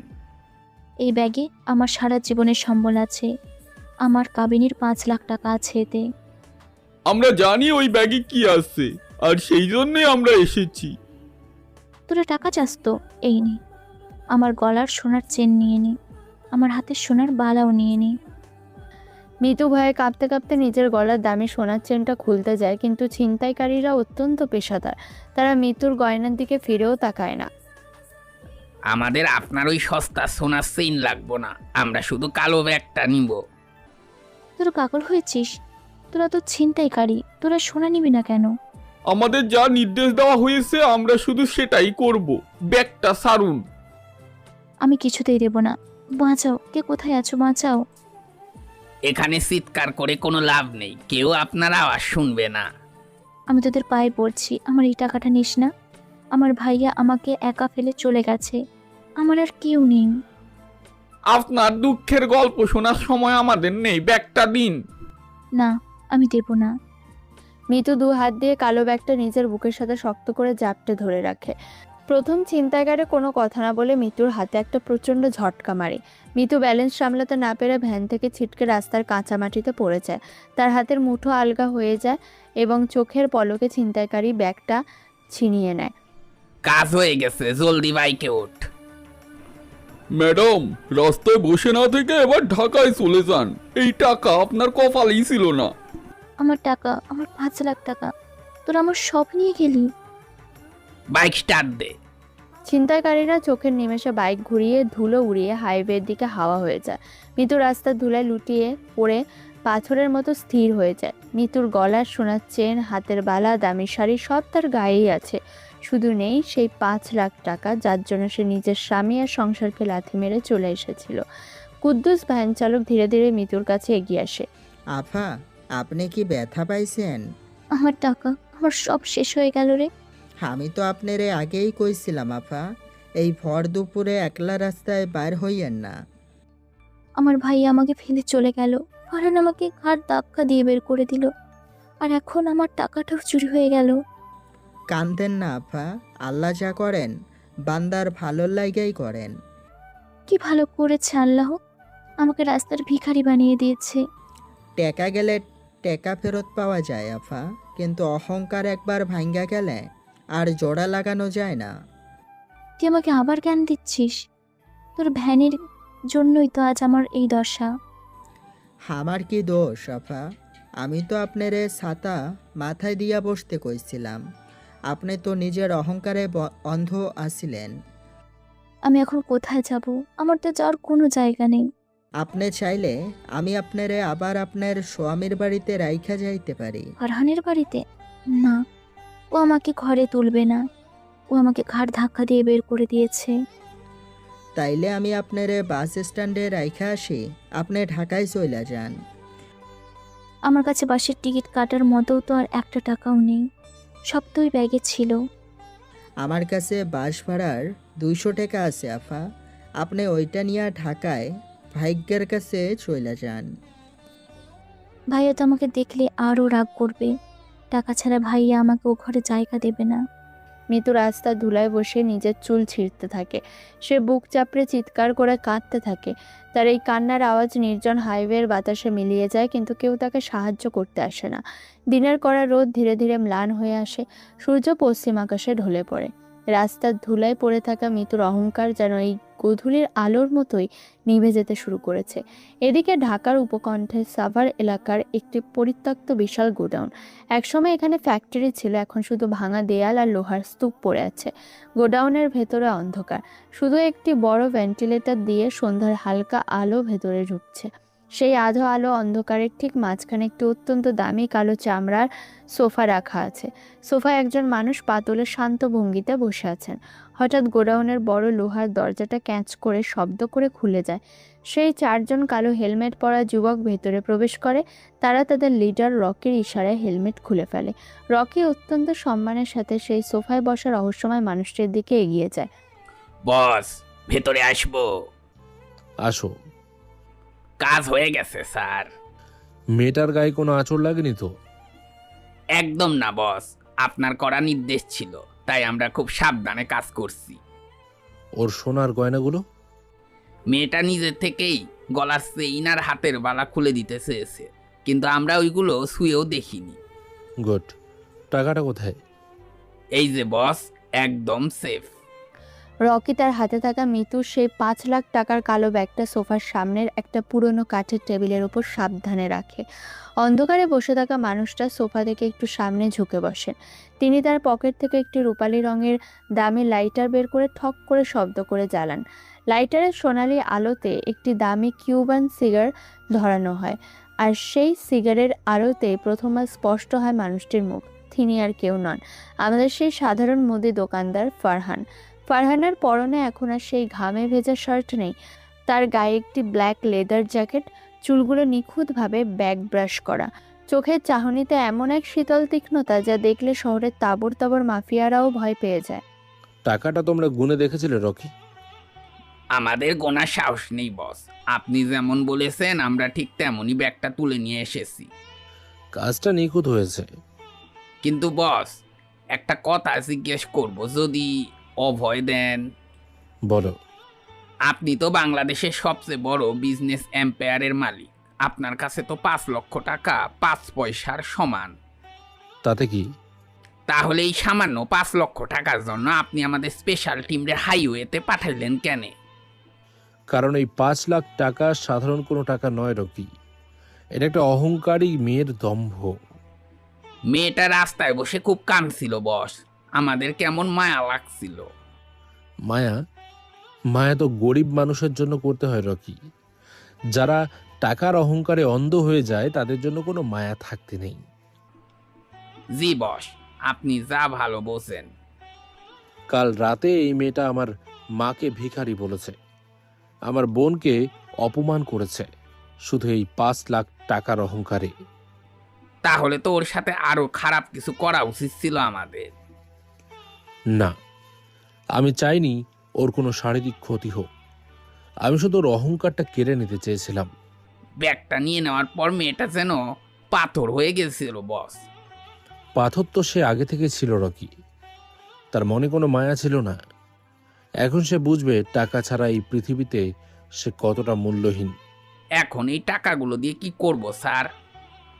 এই ব্যাগের পুরো 5 লাখ টাকা কাল সকালে আমাদের চ্যারিটি ফাউন্ডেশনের মাধ্যমে গ্রামের একটা এতিমখানায় দান করে দেবে। পুরো টাকাই দিয়ে দেব বস? হ্যাঁ, যে টাকা অহংকার তৈরি করে সেই টাকা এতিমদের মুখে হাসি ফোটানোর কাজে লাগুক। জি বস, কাল সকালেই কাজ হয়ে যাবে। আর হ্যাঁ, মিতুর ভাই সাদেক আলীর খবর কি? আপনার নির্দেশ মতন শেয়ার মার্কেটের ও কোম্পানির সব শেয়ার আমরা ডাম্প করে দিয়েছি বস। ওর লস কত হয়েছে? সকাল থেকে এখন পর্যন্ত ওর প্রায় 40 লক্ষ টাকার উপর লস হয়েছে। সাদেক আলী এখন পুরোপুরি রাস্তায় বসে গেছে। গুড। যে ভাই টাকার লোভে নিজের বোনকে ব্যবহার করতে পারে তার এই শাস্তি পাও না। সাদেক আলী এখন পাগলের মতন লোন খুঁজছে স্যার। কেউ যেন ওকে একটা টাকাও লোন না দেয়। পুরো ফাইন্যান্সিয়াল মার্কেটে খবর পাঠিয়ে দাও। অলরেডি পাঠানো হয়ে গেছে বস। সাদেক আলী এখন একটা জ্যান্ত লাশ। ঠিক আছে, তোমরা এখন যেতে পারো। জি বস, আসসালামু আলাইকুম। ওয়ালাইকুম সালাম। রকি তার দলবল নিয়ে অত্যন্ত সম্মানের সাথে মাথা নিচু করে গোডাউন থেকে বেরিয়ে যায়। গোডাউনের ভারী লোহার দরজাটা আবার বন্ধ হয়ে যায়। চারদিক আবার নিস্তব্ধতায় ঢেকে যায়। ফারহান একা সেই বিশাল গোডাউনের অন্ধকারে বসে থাকে। সে ধীরে ধীরে সিগারেট একটা টান দেয়। সিগারেট ধোঁয়া অন্ধকারে মিলিয়ে যায়। ফারহানের ঠোঁটের কোণে একটা শীতল রহস্যময় হাসি ফুটে ওঠে। অহংকারের পতন তো মাত্র শুরু হলো মিথু। এখন তো তুমি বুঝবে মুদি দোকানদারের ছদ্মবেশে থাকা এই ফারহান আসলে কে ছিল। ফারহান টেবিলের ওপর থেকে তার দামি স্মার্টফোনটা হাতে নেয়। স্ক্রিনের আলোতে তার চোখে সেই অদ্ভুত স্থিরতা আরও ভয়ঙ্কর হয়ে ওঠে। সে জানে মৃত্যু এখন এমন এক নরকের দিকে এগিয়ে যাচ্ছে যেখান থেকে ফিরে আসার আর কোনো রাস্তা নেই। এদিকে হাইওয়ে সেই ধুলোমাখা রাস্তা থেকে মিতু যখন বাসে করে ঢাকার দিকে রওনা দেয় তখন তার চারপাশটা মরীচিকার মতো লাগছিল। পকেটে থাকা শেষ সম্বল ভ্যান চালকের দেওয়া সেই সামান্য কটা টাকা দিয়ে সে মহাখালী বাস টার্মিনালে এসে নামে। রাত 9টা। ঢাকার মোহাম্মদপুরের একটি মাঝারি মানের ফ্ল্যাট। এটি মিতুর বড় ভাই সাদেকের বাসা। ড্রয়িং রুমে সাদেকের স্ত্রী রিনা বেশ আয়েশ করে বসে আছে, সামনে রাখা বাহারি সব পদের খাবার। সাদেক, মিতু কি ফোন দিয়েছে? কতক্ষণ লাগবে ওর আসতে? না রে, ফোন তো ধরছে না, তবে ও রওনা দিয়েছে অনেক আগেই। আমি তো আজ খাসির রেজালা আর পোলাও রান্না করেছি। 5 লাখ টাকা নিয়ে আসবে, একটা ভালো সেলিব্রেশন তো দরকার। তা তো বটেই, মিতুর বুদ্ধিতেই কাজটা হয়েছে। ওই মুদির দোকান থেকে ভালোই আদায় করেছে। এখন ওই টাকাটা পেলে আমরা বনানীতে একটা নতুন ফ্ল্যাটের বুকিং নিতে পারবো। হ্যাঁ, সেটাই ভাবছি। আচ্ছা, দরজায় কেউ নক করেছে মনে হয়। সাদেক গিয়ে দরজা খোলে। সামনে দাঁড়ানো মিতুকে দেখে সাদেকের হাসি মুহূর্তেই মিলিয়ে যায়। মিতুর চুল উস্কো খুস্কো, পরনের দামি 3 পিস ধুলোয় মাখা, আর চোখ দুটো কান্নায় লাল। মিতু, তোর এই অবস্থা কেন? ব্যাগ কোথায় তোর? ভাইয়া, আমার সব শেষ হয়ে গেছে রে ভাইয়া। কি শেষ হয়েছে? টাকাগুলো কই? ব্যাগের কথা বলছিস না কেন? রাস্তার বাইকে করে ছিনতাইকারীরা আমার ব্যাগ নিয়ে গেছে ভাবি। কি বললি? ছিনতাই হয়েছে? তুই কি ইয়ার্কি করছিস আমাদের সাথে? আমি কেন আর কি করব ভাবি? ওরা আমাকে ভ্যান থেকে ফেলে দিয়ে ব্যাগ নিয়ে পালিয়েছে। তুই 5 লক্ষ টাকা একা নিয়ে আসলি কেন? আমাকে ফোন দিতে পারলি না? আমি তো আসছিলাম ভাইয়া, কিন্তু নির্জন রাস্তায় ওরা হুট করে চলে আসলো। সাদেক, আমার মনে হয়েছে ও মিথ্যা বলছে। ও নিশ্চয়ই টাকাটা কোথাও লুকিয়ে রেখেছে। ভাবি, আপনি আমাকে সন্দেহ করছেন? আমি সত্যিই সব হারিয়েছি। থাম তোর কান্না। টাকা নেই তো তোর এই মায়া কান্না দিয়ে আমি কি করব? মিতু, তুই কি জানিস ওই টাকার উপর আমার কত বড় ভরসা ছিল? আমি জানি ভাইয়া, কিন্তু আমি তো ইচ্ছে করে হারাইনি। এখন এই ঢং বন্ধ করে টেবিল থেকে ওঠ। এই পোলাও মাংস তোর জন্য না। ভাবি, আমি সকাল থেকে কিছুই খাইনি, আমার খুব খিদে পেয়েছে। টাকা আনতে পারিসনি আবার খাওয়ার আবদার করিস? যা, ভিতরে গিয়ে বাসি রুটি আছে ওগুলো খা। রিনা ঠিকই বলেছে মিতু, তোর জন্য আজ আমার অনেক বড় লস হয়ে গেল। ভাইয়া, তুমি এভাবে বলছো? আমি তোমার বোন। বোন তো তখনই ছিলি যখন তোর ভ্যালু ছিল। এখন তো তুই আমার সংসারে একটা বোঝা ছাড়া আর কিছুই না। মিতু স্তম্ভিত হয়ে তার ভাই আর ভাবির দিকে তাকিয়ে আছে, যাদের জন্য সে তার ঘর ভেঙেছে। আজ টাকা নেই বলে তারাই তাকে কুকুরের মতো তাড়িয়ে দিচ্ছে। মিতুর চোখে তখন ফারহানের সেই ছোট্ট ঘরটা ভেসে ওঠে। যেখানে অন্তত এক গ্লাস পানি দেওয়ার মতো মানুষ ছিল। মিতুর জীবনে যখন অন্ধকারের শুরু, তখন সময়ের চাকা ঘুরে 1 মাস পার হয়ে গেছে। এদিকে ঢাকার ব্যস্ত রাস্তার ধুলো আর কোলাহল ছাপিয়ে বনানীর ইন্টারকন্টিনেন্টাল হোটেলের পরিবেশ একদম শান্ত এবং রাজকীয়। হোটেলের 19 তলার প্রেসিডেন্সিয়াল স্যুটের দরজাটা ধীরে ধীরে খুলে যায়। করিডোরে দাঁড়িয়ে আছে কালো স্যুট পরা 10 জন সুঠাম দেহের বডিগার্ড। ভেতর থেকে ধীর পায়ে বেরিয়ে আসে এক যুবক। পরনে তার কয়েক লাখ টাকা দামের আরমানির স্যুট, চোখে বিদেশি ব্র্যান্ডের রোদ চশমা, আর কবজিতে চকচক করছে একটি রোলেক্স ঘড়ি। এই যুবকটি আর কেউ নয়, আমাদের গল্পের নায়ক ফারহান। আকাশ, সব রেডি তো? জি স্যার, গাড়ি নিচে অপেক্ষা করছে। বোর্ড মিটিং শুরু হতে আরও 10 মিনিট বাকি। সাদেক আলীর উপর নজর রাখা হচ্ছে। জি স্যার, ও এখন লোন পাওয়ার জন্য হন্যয়ে ঘুরছে, কিন্তু আপনার নির্দেশে কোনো ব্যাংক ওকে পাত্তা দিচ্ছে না। ওর কোম্পানির বাকি শেয়ারগুলো কি কেনা শেষ? জি স্যার, চৌধুরী গ্রুপে এখন Sadek Ali company majority share holder. Good. আজকের মিটিংয়েই ঘোষণা হবে যে ওর কোম্পানি এখন আমার অধীনে। সাদেক আলী তো এখনও জানে না যে এই চৌধুরী গ্রুপের মালিক আপনি। জানবে, খুব শীঘ্রই জানবে। ও যখন রাস্তায় বসে ভিক্ষা করবে তখন আমি ওর সামনে গিয়ে দাঁড়াবো। স্যার, মিতু ম্যাডামের কি খবর? উনি তো এখনও ওখানেই আছেন। ওর খবর পরে হবে। আগে সাপটাকে মারতে হয়, তারপর গর্ত বুঝিয়ে দিতে হয়। আপনার মা আর বোন কিন্তু আপনার জন্য খুব চিন্তা করছে গ্রামে। ওদের বলো আমি খুব তাড়াতাড়ি ফিরে আসব। আপাতত আমার এই পরিচয়টা গোপন থাক। ফারহান লিফটের দিকে এগিয়ে যায়। তার হাঁটার ভঙ্গিতে এখন আর সেই মুদি দোকানদারের ছাপ নেই, আছে এক অসীম ক্ষমতাশালী টাইকুনের দম্ভ। চৌধুরী গ্রুপ অফ ইন্ডাস্ট্রিজের এই সিইওকে দেখে হোটেলের স্টাফরা শ্রদ্ধায় মাথা নত করে। ফারহান যখন ক্ষমতার শিখর আরোহণ করছে, তখন মোহাম্মদপুরের সেই ফ্ল্যাটে মিতুর জীবন নরক হয়ে দাঁড়িয়েছে। দেখতে দেখতে আরও 3টে মাস কেটে গেছে। সকাল 6টা। নিতু এখন ঘুম থেকে উঠে পুরো ঘর ঝাড়ু দিচ্ছে। তার হাতের নখগুলো ভেঙে গেছে, চামড়া খসখসে হয়ে গেছে। ভাবি রিনা সোফায় বসে চা খাচ্ছে আর মিতুকে কড়া নির্দেশ দিচ্ছে। এই মিতু, রান্নাঘরে এত ময়লা জমে আছে কেন? কাজ কি তোর বাপ এসে করে দিয়ে যাবে? ভাবি, আমার শরীরটা আজ ভালো লাগছে না, মাথাটা খুব ঘুরছে। শরীর ভালো লাগে না তো জমপুরিতে যা। আমার ঘরে বসে বসে ফ্রিতে গিলবি আর কাজ করবি না তা তো হবে না। আমি তো কাজ করছি ভাবি, একটু সময় দিন আমাকে। তোর সময়ের দাম নেই? জলদি কাপড়গুলো ধুয়ে দে, আমার পার্লারে যেতে হবে। ভাইয়া কি আজ বাড়ি ফিরবে? তোর ভাইয়ের খবর নিয়ে তোর কি কাজ? সে লোন জোগাড় করতে গিয়ে হয়রান হয়ে আছে। আমি ভাবছিলাম একবার থানায় যেতাম, ফারহানের নামে একটা মামলা করতাম। থানায় যাবি?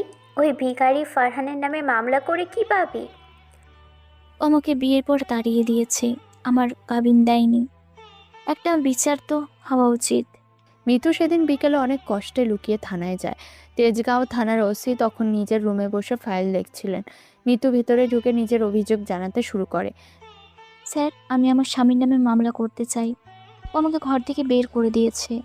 আপনার স্বামীর নাম কি? কি করেছে? ওর নাম ফারহান। ধামরাইয়ের সুয়াপুর গ্রামে ওর একটা মুদি দোকান আছে। মুদি দোকানদার? তার নামে মামলা করতে এসেছেন এখানে? যান, ধামরাই থানায় যান। না স্যার, ও আমাকে অনেক অপমান করেছে। আমার কাবিনের 5 লাখ টাকাও দেয়নি। শুনুন ম্যাডাম, আপনার মতো মেয়েরা বিয়ের পর টাকার জন্য পাগল হয়ে যান। এর জন্যই আপনাদের কপালে এমন ভাগ্য লেখা থাকে। যান এখান থেকে। স্যার, আপনি আমার কথা বিশ্বাস করুন, ও আমাকে জোর করে বের করে দিয়েছে। আরে ধুর, আপনি কার কথা বলছেন জানেন? ফারহান নাম তো চৌধুরী গ্রুপের বড় বসেরও। আপনি কি তাকে মিন করছেন? চৌধুরী গ্রুপ? না না স্যার, ও তো সামান্য দোকানদার। তাহলে যান, ছোটোখাটো মামলা নেওয়ার সময় আমাদের নেই। তাছাড়া উপর থেকে নির্দেশ আছে আপনার পরিবারের উপর কোনো গুরুত্ব না দিতে। উপর থেকে নির্দেশ? কে দিয়েছে সেই নির্দেশ? সেটা জেনে আপনার কাজ নেই। সোজা বাড়ি যান, নইলে গারদে পুরে দেব। মিতু হতবাক হয়ে থানা থেকে বেরিয়ে আসে। সে বুঝতে পারে কোনো এক অদৃশ্য শক্তি তার চারপাশটা ঘিরে ফেলেছে। সে রাতে বাড়িতে ফিরে মিতু ফারহানের একটা পুরনো ছবি বের করে খুব কাঁদে। তার মনে পড়ে ফারহান বলেছিল অহংকার একদিন তাকে রাস্তায় নামাবে। আকাশের বুক চিরে প্রচণ্ড বজ্রপাত হচ্ছে। শ্রাবণের বৃষ্টির রাত যেন মিতুর জীবনের শেষ সম্বলটুকু কেড়ে নিতে এসেছে। সাদেকের অফিসের আসবাবপত্র সব ক্রোক হয়ে গেছে আজ। সাদেক মাতাল অবস্থা টলতে টলতে ঘরে ঢোকে, তার চোখ দুটো আগুনের মতো লাল। রিনা পাশেই বসে কাঁদছে আর নিজের গয়নাগুলো ব্যাগে ভরছে। সব শেষ হয়ে গেল, ওই চৌধুরী গ্রুপ আমার সব শেষ করে দিল রে। সাদেক, এখন আমাদের কি হবে? এই বাড়িওয়ালা তো কাল সকালে আমাদের বের করে দিবে। এই সব কিছুর মূলই ওই অলক্ষী মিতু। ও যদি টাকাটা নিয়ে আসতে পারতো, আজ আমার এই দশা হতো না। ভাইয়া, তুমি মদ খেয়েছো কেন? শান্ত হও তুমি। চুপ কর হারামি, তোর জন্য আজ আমি ফকির হয়ে গেছি। আমার কি দোষ ভাইয়া? আমি তো তোমাদের কথা মতোই চলেছি। তোর দোষ, তুই কুফা। তুই আমাদের ঘরে আসার পর থেকেই আমার পতন শুরু হয়েছে। সাদেক, ওকে এই মুহূর্তে বাড়ি থেকে বের করে দাও। ওর ছায়া থাকলে আমরা কোনোদিনও উঠতে পারবো না। ভাবি, এই বৃষ্টি রাতে আমি কোথায় যাব? আমার প্রচন্ড জ্বর এসেছে। মর তুই, রাস্তায় গিয়ে মর, আমার তাতে কিচ্ছু যায় আসে না। সাদেক হঠাৎ করে মিতুর চুলের মুঠি ধরে হ্যাঁচকা টান দেয়। অসুস্থ মিতু বিছানা থেকে ফ্লোরে আছড়ে পড়ে। রিনা তখন মিতুর একমাত্র ছোট ব্যাগটা জানলা দিয়ে বাইরে ছুঁড়ে মারে। ভাইয়া, আমি তোমার পায়ে পড়ছি, আমাকে মেরো না ভাইয়া। তোকে মারলে আমার পাপ হবে না রে, তুই আমাদের ধ্বংস করেছিস। সাদেক আর রিনা মিলে মিতুকে মারতে মারতে ফ্ল্যাটের দরজা পর্যন্ত নিয়ে আসে। মিতুর শরীর কাঁপছে, জ্বরে গা পুড়ে যাচ্ছে। সাদেক সজোরে একটা লাথি মেরে মিতুকে সিঁড়ির মুখে ফেলে দেয়। আর কোনোদিনও এই মুখ দেখাবি না, আজ থেকে তুই আমাদের কেউ না। মিতু গড়িয়ে গড়িয়ে নিচে পড়ে যায়। বাড়ির দারোয়ান তাকে দেখেও মুখ ফিরিয়ে নেয়। বৃষ্টির ঝাপটায় মিতু পুরোপুরি ভিজে একাকার হয়ে যায়। সে কোনো মতে উঠে রাস্তায় এসে দাঁড়ায়। ফারহান, তুমি কোথায়? আমাকে বাঁচাও ফারহান। ঠিক সেই সময় মোহাম্মদপুরের অন্ধকার রাস্তা দিয়ে একটি রাজকীয় কালো রোলস রয়েস গাড়ি ধীর গতিতে এগিয়ে আসছিল। গাড়ির হেডলাইটের আলো মিতুর চোখে পড়ে। গাড়িটি যখন মিতুর পাশ দিয়ে যাচ্ছিল তখন পেছনের জানলার কাঁচটা সামান্য একটু নিচে নামে। মিতু তার ঝাপসা চোখে জানলার গ্লাসে 1 সেকেন্ডের জন্য ফারহানের মুখ দেখতে পায়। ফারহান, গাড়ি থামাও, আমি মিতু, আমাকে দেখো। কিন্তু গাড়ি থামে না। ফারহানের চোখের দৃষ্টি তখন বরফের মতো শীতল। সে মিতুকে চিনতে পেরেও চিনল না। গাড়িটি মিতুর শরীরে কাদা ছিটিয়ে দিয়ে ফস করে অন্ধকার হাইওয়েতে মিলিয়ে যায়। ফারহান বড় লোক হয়ে গেছে। ফারহান গাড়ি চালায়, আমার টাকা, আমার 5 লাখ টাকা। মিতু বৃষ্টির মধ্যে হাসতে শুরু করে। তার সেই হাসির শব্দে কোনো আনন্দ নেই, আছে এক বুক ভাঙা চিৎকার। সে রাস্তার মাঝখানে কাদার উপর বসে পড়ে পিৎজা আর বার্গারের নাম বিড়বিড় করতে থাকে। পিৎজা খাবো? আমি তো সুন্দরী, আমি ভিখারি না। বৃষ্টির রাত গভীর হয়। ধামরাইয়ের সেই অহংকারী সুন্দরী মিতু আজ ঢাকার রাজপথে এক উন্মাদ পাগলিতে পরিণত হয়েছে। তার মস্তিষ্কের সবটা ছিঁড়ে গেছে অনুশোচনার আগুনে। সময়ের কাঁটা কখনো থেমে থাকে না। সেই ভয়ঙ্কর বৃষ্টির রাতে রাস্তার কাদায় লুটিয়ে পড়া মিতুর উন্মাদনার পর দেখতে দেখতে দীর্ঘ 5টা বছর কেটে যায়। এই 5 বছরে অনেক কিছুই বদলে গেছে। ফারহানের জীবন থেকে গ্রামের সেই ছোট্ট মুদি দোকান আর টিনের চালের ঘরটা এখন কেবলই এক স্মৃতি। সে এখন তার মা এবং ছোট বোনকে নিয়ে ঢাকার বুকে এক নতুন জীবন সাজিয়েছে। ঢাকার গুলশান 2 এলাকার একটি অত্যন্ত অভিজাত ডুপ্লেক্স বাড়ি। সকাল 8টার মিষ্টি রোদ বিশাল ড্রয়িং রুমের কাঁচের জানালা ভেদ করে ভেতরে এসে পড়ছে। ড্রয়িং রুমের মাঝখানে দামি সোফায় বসে আছেন ফারহান। তার পরনে এখন আর সাধারণ শার্ট নেই, অত্যন্ত রুচিশীল এবং দামি একটি ফর্মাল স্যুট। ফারহানের সামনে বসে আছেন বিদেশি ডেলিগেট টিমের প্রধান মিস্টার অ্যান্ডারসন। তারা ধামরাইয়ের সুয়াপুর গ্রামে অনাথ শিশুদের জন্য একটি বিশাল চ্যারিটি হসপিটাল নির্মাণের মেগা প্রজেক্ট নিয়ে কথা বলছেন। মিস্টার অ্যান্ডারসন, এই হাসপাতাল প্রজেক্টে কোনো ধরনের ব্যবসায়িক লাভ আমি খুঁজছি না। কিন্তু ফারহান সাহেব, এত বড় বিনিয়োগ থেকে কিছু মুনাফা না এলে প্রজেক্ট টিকিয়ে রাখবো কিভাবে? আমার অন্যান্য ব্যবসা থেকে যে লাভ আসে তার একটা বড় অংশ এই হাসপাতালের ফান্ডে জমা হবে। আপনার চিন্তাভাবনা সত্যিই খুব মহৎ। ব্যবসা শুধু মুনাফা অর্জন নয় মিস্টার অ্যান্ডারসন, সমাজকে কিছু ফিরিয়ে দেওয়ার নামই হলো আসল সফলতা। আমি আপনার সাথে একমত। আমাদের টিম কালকে থেকেই এই প্রজেক্টের কাজ শুরু করবে। আপনাদের অসংখ্য ধন্যবাদ। আমাদের গ্রামের অসহায় মানুষগুলো একটু ভালো চিকিৎসা পাবে। ধন্যবাদ আপনাকেও। আমরা তাহলে আজ উঠছি। মিস্টার অ্যান্ডারসন হাসি মুখে ফারহানের সাথে করমর্দন করে ড্রয়িং রুম থেকে বেরিয়ে যান। ফারহান একটা স্বস্তির নিঃশ্বাস ফেলে সোফায় হেলান দেয়। ঠিক তখনই দোতলা সিঁড়ি দিয়ে দৌড়ে নিচে নেমে আসে 4 বছরের ফুটফুটে একটি ছেলে। ছেলেটির নাম আয়ান, ফারহানের একমাত্র সন্তান। আয়ানের পরনে স্কুলের সুন্দর ইউনিফর্ম। সে হাসতে হাসতে দৌড়ে এসে সরাসরি ফারহানের কোলে ঝাঁপিয়ে পড়ে। বাবা, আমি রেডি হয়ে গেছি। আরে বাহ, আমার আব্বুটা তো আজ নিজে নিজে রেডি হয়ে গেছে দেখছি। হ্যাঁ, দিমাম আমাকে জুতো পরিয়ে দিয়েছে। দিমাম কোথায় তোমার? দাদি আর ফুপিকে সালাম দিয়েছো? দাদি তো নামাজ পড়ছে বাবা, আমি দূর থেকে সালাম দিয়েছি। আয়ানের ঠিক পেছন পেছন সিঁড়ি দিয়ে ধীরে ধীরে নেমে আসে সাদিয়া। সাদিয়া ফারহানের স্ত্রী। 28 বছর বয়সে এই তরুণীর পরনে একটি স্নিগ্ধ রঙের সুতির 3 পিস, মাথায় হিজাব। সাদিয়ার চেহারায় কোনো অহংকার নেই, বরং এক অদ্ভুত মায়া আর পবিত্রতা ছড়িয়ে আছে। মিতুর ঠিক বিপরীত চরিত্র এই সাদিয়া, যে ফারহানের অতীত জেনেই তাকে মন থেকে ভালোবেসে আপন করে নিয়েছে। সাদিয়া হাতে ধোয়া ওঠা এক মগ কফি নিয়ে ফারহানের দিকে এগিয়ে আসে, তার মুখে চমৎকার একটি হাসি। এই নাও তোমার কফি, সকালে তো কিছুই খেলে না। মিটিংটা খুব জরুরি ছিল সাদিয়া, কফিটা টেবিলে রাখো। জরুরি কাজ তো সারা জীবনই থাকবে, তাই বলে নিজের শরীরের অযত্ন করবে? তুমি থাকতে আমার অযত্ন হওয়ার কোনো সুযোগ আছে নাকি? আমি তো শুধু খেয়াল রাখতে পারি, কিন্তু নিজের ভালো তোমাকেই বুঝতে হবে। হাসপাতালের প্রজেক্টটা আজ ফাইনাল হয়ে গেল সাদিয়া। আলহামদুলিল্লাহ, মা শুনলে খুব খুশি হবেন। মায়ের জন্যই তো গ্রামে হাসপাতালটা করেছি, ওখানে অনেক মানুষ বিনা চিকিৎসায় কষ্ট পায়। তোমার এই বড় মনটার জন্যই তো আল্লাহ তোমাকে এত সম্মান দিয়েছে ফারহান। সব আল্লাহর ইচ্ছা, আমরা তো শুধু ওসিলা মাত্র। সাদিয়া কফির মগটা টেবিলে রেখে ফারহানের গলার টাইটা নিজের হাতে ঠিক করে দিতে থাকে। ফারহান খুব শান্ত চোখে সাদিয়ার এই নিখাদ ভালোবাসার দিকে তাকিয়ে থাকে। টায়ের নখটা একদম বাঁকা রেখেছিলে, একটু তো আয়নায় দেখতে পারো। আমার আয়নার তো কোনো দরকার নেই সাদিয়া। কেন দরকার নেই? কারণ তুমি তো আমার আয়না, আমার সব ভুল ত্রুটি তো তুমি ঠিক করে দাও। আমি শুধু তোমার বাহিরের এলোমেলো জিনিসগুলো ঠিক করতে পারি ফারহান। ভেতরের সব এলোমেলো জিনিসও তো তুমি গুছিয়ে দিয়েছো। সব কি আর গোছানো যায়? কিছু ক্ষত তো মানুষের বুকের ভিতরেই থেকে যায়। ক্ষত তো একসময় সাথে সাথে শুকিয়ে যায় সাদিয়া। ক্ষত শুকিয়ে যায় ঠিকই, কিন্তু দাগটা তো থেকে যায়। তুমি আবার পুরনো কথা ভাবছো? আমি ভাবছি না ফারহান, আমি তো দেখছি। কি দেখছো তুমি?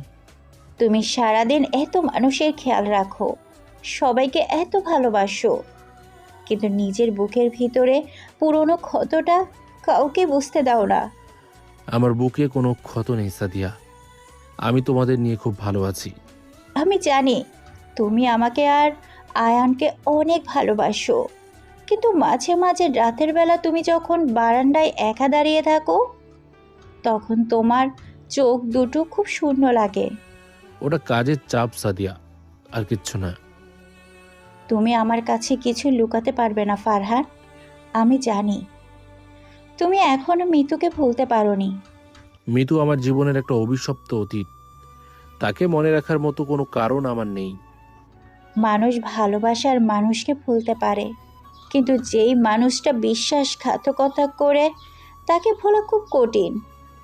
ওর অহংকার ওকে ধ্বংস করে দিয়েছে সাদিয়া, আমি শুধু চুপচাপ দাঁড়িয়ে দেখেছি। কিন্তু তুমি তো ওকে বাঁচাতে চেয়েছিলে, তুমি তো কখন ওর খারাপ চাওনি। আমি চেয়েছিলাম ও নিজের ভুল বুঝুক, কিন্তু ও টাকার লোভে সব শেষ করে দিল। ওর কথা মনে পড়লে তোমার কি এখনো কষ্ট হয় ফারহান? কষ্ট হয় না, শুধু একটা আফসোস হয়। মানুষ কতটা বোকা হলে সত্যিকারের ভালোবাসা ফেলে টাকার পেছনে দৌড়ায়। সবাই তো আর তোমার মতো মন নিয়ে জন্মায় না। তুমি আমার জীবনে না এলে হয়তো আমি আর কোনোদিনও মানুষের ওপর বিশ্বাস করতে পারতাম না সাদিয়া। আল্লাহ যা করেন ভালোর জন্যই করেন। তুমি শুধু নিজের মনটাকে একটু শান্ত রাখো। তুমি আছো বলেই আমার পৃথিবীটা এত শান্ত। তুমি আর আয়নাই আমার সব। যাও, এবার কফিটা শেষ করে নাও, আয়ানের স্কুলের দেরি হয়ে যাচ্ছে। হ্যাঁ আসছি। আয়নাব্বু, চলো আমরা গাড়িতে গিয়ে বসি। চলো বাবা, আজ কিন্তু আমাকে স্কুল থেকে তুমি নিয়ে আসবে। অবশ্যই আনবো। আমার মানিককে আমি ছাড়া আর কে আনবে? ফারহান আয়ানকে কোলে নিয়ে হাসি মুখে মূল দরজার দিকে এগিয়ে যায়। সাদিয়া দরজায় দাঁড়িয়ে বাবা ছেলের এই মিষ্টি খুনসুটি দেখে তৃপ্তির হাসি আসে। গুলশানের এই বাড়ির প্রতিটি কোণে এখন শুধুই শান্তি আর ভালোবাসার ছোঁয়া। সকালে এই স্নিগ্ধতা পেরিয়ে সময় গড়িয়ে দুপুর হয়। সূর্যের প্রখর তাপে ঢাকা রাজপথ যেন আগুনে পুড়ছে। গুলশানের সেই শান্তি পরিবেশের ঠিক উল্টো দিকে তেজগাঁও রেললাইন সংলগ্ন বস্তির পেছনের চিত্রটা একেবারেই ভিন্ন এবং রুক্ষ। দুপুর 12টা, রোদের তেজে পিচঢালা রাস্তা গলে যাওয়ার উপক্রম। বস্তির একদম শেষ মাথায় একটা বিশাল ময়লার ডাস্টবিন, চারিদিকে পচা দুর্গন্ধ আর মাছির ভনভন শব্দ। সেই ডাস্টবিনের ভেতরে নেমে দুজন জীর্ণ শীর্ণ মানুষ প্লাস্টিকের বোতল কুড়াচ্ছে। এই দুজন মানুষ আর কেউ নয়, মিতুর বড় ভাই সাদেক এবং তার স্ত্রী রিনা। 5 বছর আগে যারা বনানীতে ফ্ল্যাট কেনার স্বপ্ন দেখেছিল, শেয়ার বাজারে সর্বস্ব হারিয়ে তারা আজ এই বস্তির বাসিন্দা। সাদেকের গায়ে একটা ময়লা ছেঁড়া শার্ট আর রিনার পরনে একটা বিবর্ণ সুতির শাড়ি। তাদের দুজনের চেহারায় অভাব আর অনাহারে বিকৃত হয়ে গেছে। এই রিনা, ওই দিকের নীল বোতলটা ধরো, ওটা ওজনে ভারী আছে। আমি আর পারছি না সাদেক, এই রোদের মধ্যে ময়লার দুর্গন্ধে আমার বমি আসছে। বমি আসলে গিলে ফেলো। আজ বোতল বেচে টাকা না পেলে রাতে না খেয়েই মরতে হবে। না খেয়ে তো এমনিতেই মরছি, এই নোংরা ঘাটার চেয়ে মরে যাওয়াই ভালো ছিল। মরে গেলে তোকে এই ডাস্টবিনেই ফেলে রেখে যেতাম। এখন চুপচাপ কাজ কর। তোর জন্যই আজ আমার এই অবস্থা সাদেক, তুই আমাকে পথে বসিয়েছিস। আমি তোকে পথে বসিয়েছি? তোর ওই রাক্ষসের মতন লোভই তো আমাদের ডুবিয়েছে। আমার লোভ?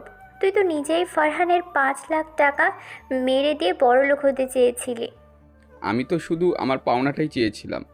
তুই তো মিতুকে উস্কে দিয়ে ফারহানের ঘর ভাঙলি। মিতু তো তোর নিজের বোন ছিল, তুই ওকে আটকাতে পারতিস। আমি কেন আটকাবো? তুই তো বললি মিতু টাকা নিয়ে আসলে আমরা নতুন ফ্ল্যাট কিনবো। নতুন ফ্ল্যাট তো দূরের কথা, ওই 5 লাখ টাকাও তো ছিনতাই হয়ে গেল। ছিনতাই তো হয়েছে তোর ওই অলক্ষী ননদের জন্য। ও একটা আস্ত কুফা ছিল। নিজের বোনকে কুফা বলছিস? তুই তো নিজেই ওকে ইন্ডিয়ায় বিক্রি করে দেওয়ার ধান্দা করেছিলি। রিনার এই কথায় সাদেকের মুখটা হঠাৎ করে ফ্যাকাশে হয়ে যায়। 5 বছর আগের এক ভয়ঙ্কর গোপন সত্যি যেন এই ময়লা স্তূপের মাঝখানে বেরিয়ে আসে। সাদেক হাতের প্লাস্টিকের বস্তাটা ডাস্টবিনে ফেলে দিয়ে রিনার দিকে তেড়ে যায়। আস্তে কথা বল হারামি, কেউ শুনে ফেললে পুলিশ ধরিয়ে দেবে। পুলিশে তো তুই এমনিতেই যাবি, পাওনাদাররা তোকে খুঁজছে। আমি মিতুকে বিক্রি করতে চাইনি, আমি তো শুধু একটা ডিল করেছিলাম। ডিল না ছাই, তুই তো 5 লাখ টাকার বিনিময়ে পাচারকারীদের হাতে নিজের বোনকে তুলে দিতে চেয়েছিলি। মিতুর মতন অহংকারী মেয়েকে ওই পাচারকারীদের হাতে দিলেই তো সঠিক শিক্ষা হতো। কিন্তু তার আগেই তো রাস্তায় ছিনতাইকারীরা টাকা নিয়ে গেল, আর তোর পাচারকারীদের ডিলও ক্যান্সেল হয়ে গেল। চুপ করো রিনা, আমি ওই সব মনে করতে চাই না। মনে তো তোকে করতেই হবে। নিজের বোনের সাথে এমন নিমখারামি করার জন্য আজ আমাদের এই বস্তির জীবন। তুই আমাকে নীতিবাক্য শোনাচ্ছিস? তুই তো নিজেই বৃষ্টির রাতে মিতুকে লাথি মেরে বাড়ি থেকে বের করে দিয়েছিলি।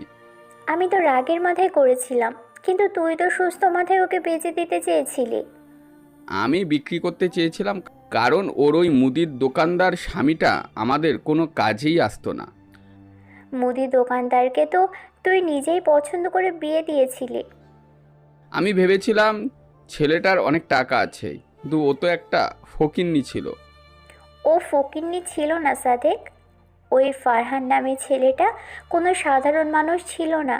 সাধারণ মানুষ না তো কি, ও দেশের প্রধানমন্ত্রী ছিল, একটা 2 টাকার দোকানদার।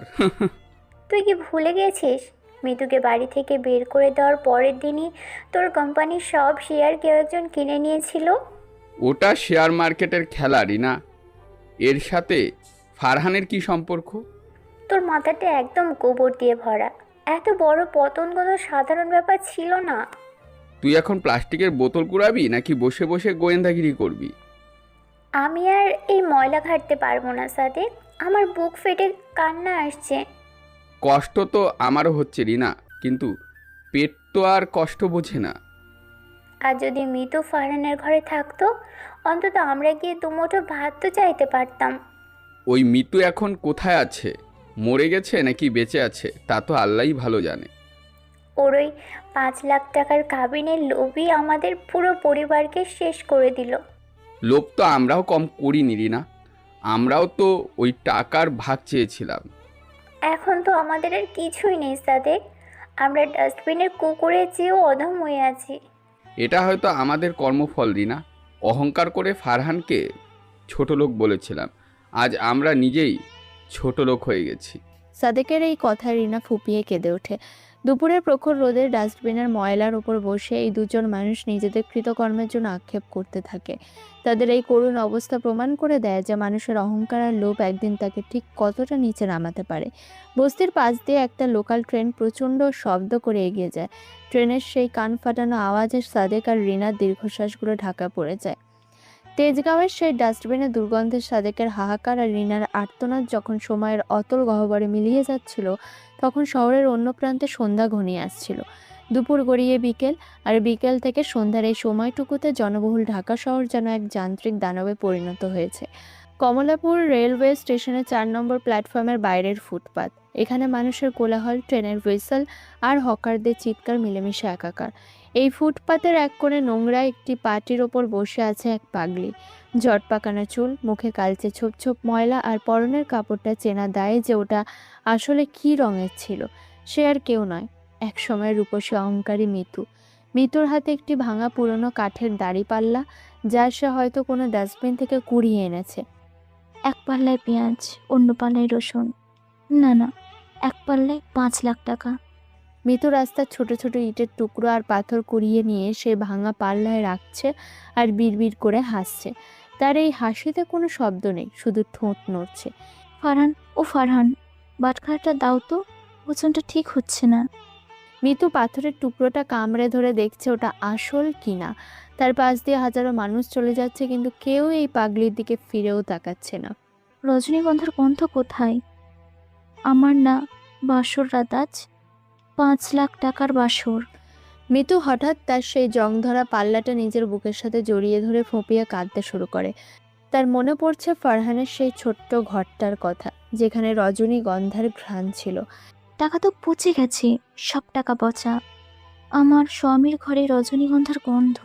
এমন সময় ফুটপাতের উল্টো দিকে এক বৃদ্ধা ভিক্ষুক তার সারা দিনের জমানো সামান্য কিছু টাকা গুনছিলেন। হঠাৎ এক কুখ্যাত মাদকাসক্ত ছিনতাইকারী লোকটির নজর পড়ে ওই টাকার ওপর। এই বুড়ি, টাকাগুলো দে তো, তোর এই টাকা দিয়ে কি হবে?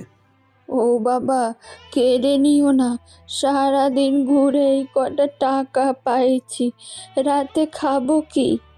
বেশি কথা বলবি না, চর খাবি একটা। লোকটা বৃদ্ধার হাত থেকে টাকার পুটলিটা হ্যাচকা টানে ছিনিয়ে নিতে বৃদ্ধা চিৎকার করে ওঠে। ঠিক সেই মুহূর্তে মিতু বাঘিনীর মতো ঝাঁপিয়ে পড়ে ওই মাদকাসক্ত লোকটার ওপর। টাকা নিবি?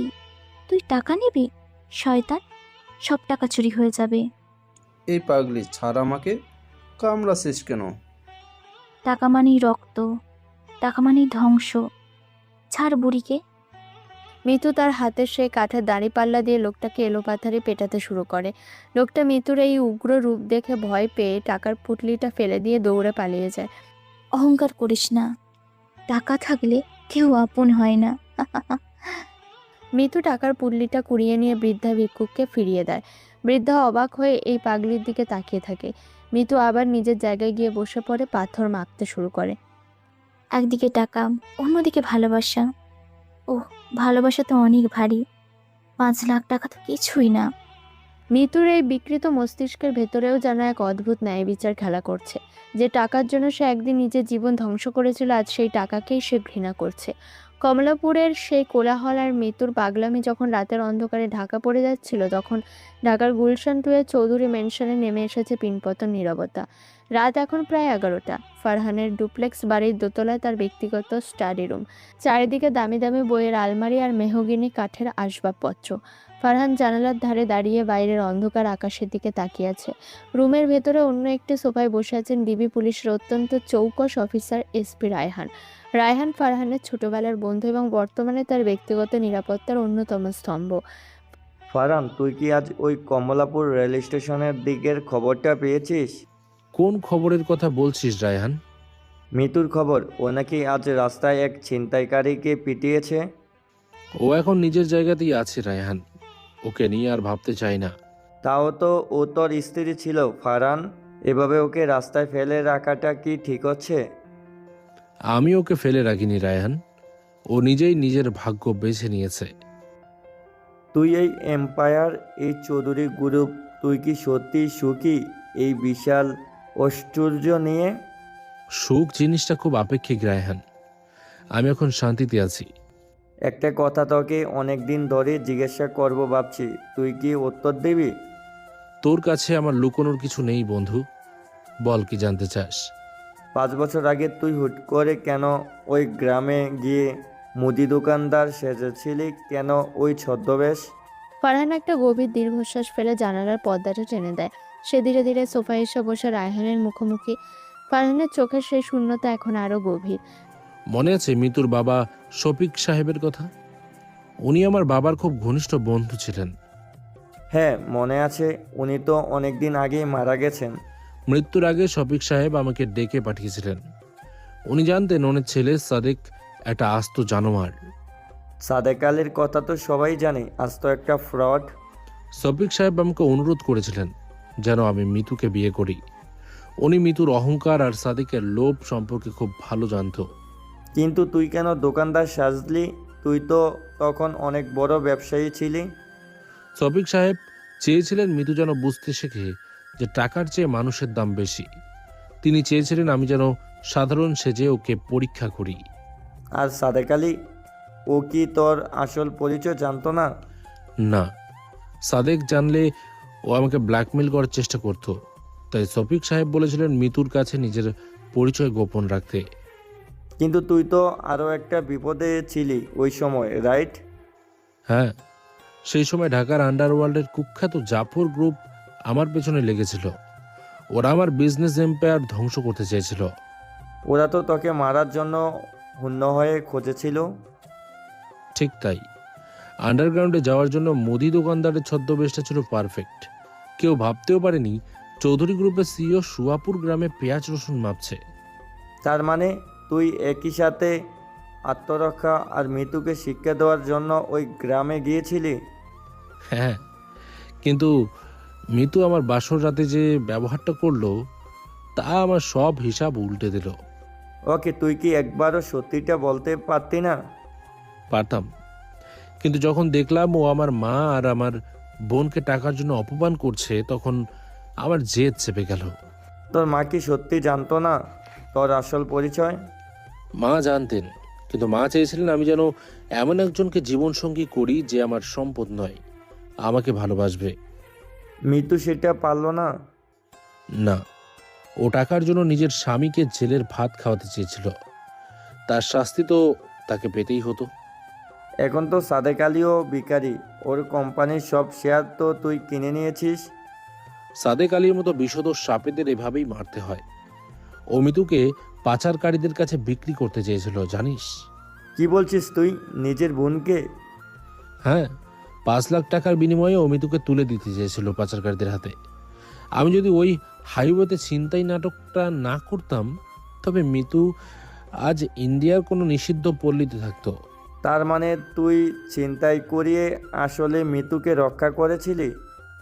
হ্যাঁ, টাকাটা চলে যাওয়ার পর পাচারকারীরা আর মিতুকে নেয়নি। এভাবে আমি ওকে ওই নরক থেকে বাঁচিয়েছি। তুই সত্যি গ্রেট ফারহান। মৃত্যু কি কোনোদিন জানবে যে তুই ওর জীবন বাঁচিয়েছিস? জানার আর প্রয়োজন নেই, ও এখন উন্মাদ, ওর কাছে সব সত্যই সমান। সাদিয়া কি সব জানে ফারহান? সাদিয়া সব জানে। ও এক অসাধারণ নারী। ও মিতুর জন্য চ্যারিটি ফান্ড থেকে প্রতি মাসে অর্থ পাঠায় কমলাপুর স্টেশনে। মৃত্যু কি জানে এই টাকা কোথা থেকে আসে? না, ও জানে এই টাকা ওর সেই 5 লাখ টাকা যা ও কোনোদিনও খরচ করতে পারে না। ফারহানের ডায়েরির প্রতিটা পাতা যেন এক একটি রহস্যের খনি। সেদিনের সেই সাধারণ মুদি দোকানদার যে আজ দেশের শীর্ষ টাইকুন, তার পেছনের গল্পটি রায়হান ছাড়াই কেউ জানবে না। ফারহান তার টেবিলের ড্রয়ার থেকে সেই পুরনো বেঁকে যাওয়া লোহার বাটখারাটা বের করে, যে বাটখারাটা মিতুর অপমানের চোটে সে একদিন নিজের হাতের চাপে বাঁকিয়ে ফেলেছিল। অহংকার মানুষকে কোথায় নামায় রায়হান, সেটা মিতুকে না দেখলে কেউ বিশ্বাস করবে না। ফারহান জানালার দিকে ফিরে তাকায়। স্টাডি রুমের আলোটা সে নিভিয়ে দেয়। অন্ধকারের মাঝে ফারহানের চোখের সেই তীক্ষ্ণতা আজ এক বিজয়ের হাসি হয়ে ফুটে ওঠে, কিন্তু সেই হাসির আড়ালে কোথাও কি একটু আক্ষেপ রয়ে গেল? রাত গভীর হয়, ঢাকা শহর ঘুমিয়ে পড়ে, কিন্তু কিছু ক্ষত আর কিছু রহস্য কোনোদিন ঘুমায় না। ফারহান জানে মিতুর সাথে তার শেষ দেখা হওয়াটা এখনো বাকি, আর সেই দেখা হওয়াটা হবে আরও অনেক বেশি ট্র্যাজিক এবং অবাক করার টুইস্টে ভরা। বিকেলের মরার রোদ বসুন্ধরা আবাসিক এলাকার নির্জন ব্লকগুলোতে এক অদ্ভুত ছায়া তৈরি করেছে। আয়ান তার আয়া রহিমা বিবির হাত ধরে পার্ক থেকে ফিরছিল। ছোট হাতে একটা লাল বেলুন নিয়ে সে আপন মনে লাফাচ্ছিল। হঠাৎ নিস্তব্ধতা ভেঙে তীব্র গতিতে দুটি কালো গ্লাসওয়ালা মাইক্রোবাস এসে তাদের সামনে ব্রেক কষে থামে। গাড়ি থেকে 4 জন সুঠামদেহের যুবক নেমে আসে, যাদের মুখ কালো কাপড়ে ঢাকা। ও মা, তোমরা কারা? আমাদের পথ আটকালে কেন? বেশি কথা বলবি না বুড়ি, বাচ্চাটাকে আমাদের হাতে তুলে দে। না, আমি কিছুতেই দেব না। বাঁচাও, কে কোথায় আসো, বাঁচাও।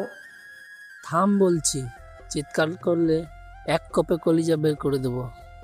গুন্ডাটি রহিমার মাথায় পিস্তলের বাঁট দিয়ে সজোরে আঘাত করতে সে জ্ঞান হারিয়ে মাটিতে লুটিয়ে পড়ে। আয়নের হাত থেকে লাল বেলুনটা উড়ে যায় আকাশের দিকে। বাবা, দাদি, আমাকে ছেড়ে দাও, তোমরা পচা লোক।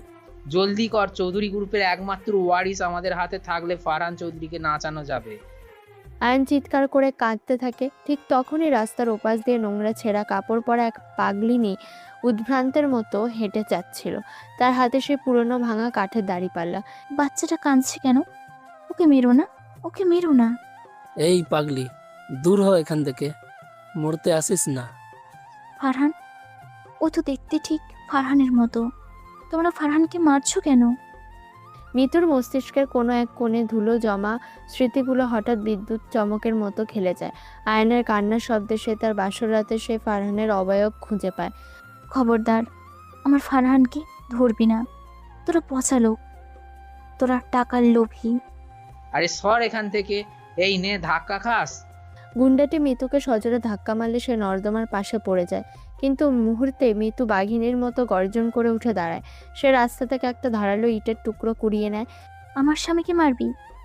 আমার বাচ্চাকে নিবি? এই নে। মিতু উন্মাদের মতো ইটের টুকরো নিয়ে ঝাঁপিয়ে পড়ে গুন্ডাদের ওপর। তার চোখে মুখে তখন এক আদিম মাতৃত্ব আর অনুশোচনার আগুন।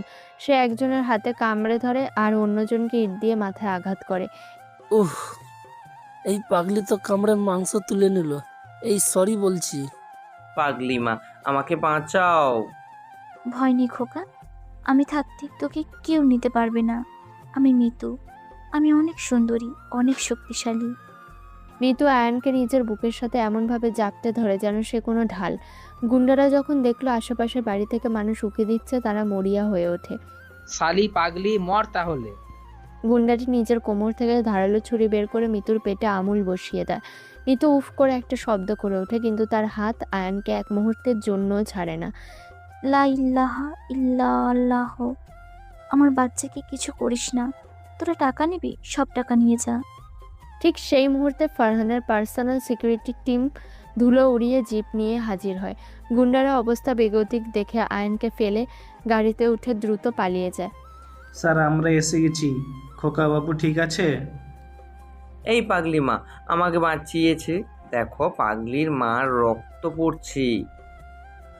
মিতু রক্তাক্ত অবস্থায় রাস্তার পিচের ওপর ধপাস করে পড়ে যায়। তার শরীর নিথর হয়ে আসছে, কিন্তু ঠোঁটের কোনো একটা অদ্ভুত প্রশান্তির হাসি। সন্ধ্যা 7টা। অ্যাপোলো হাসপাতালের করিডোরে এখন ভারী বুটের শব্দ আর কান্নার রোল। ফারহান খবর পেয়ে পাগলের মতো আইসিইউ ইউনিটের সামনে ছুটে আসে। আয়ান, আমার আয়ান কোথায়?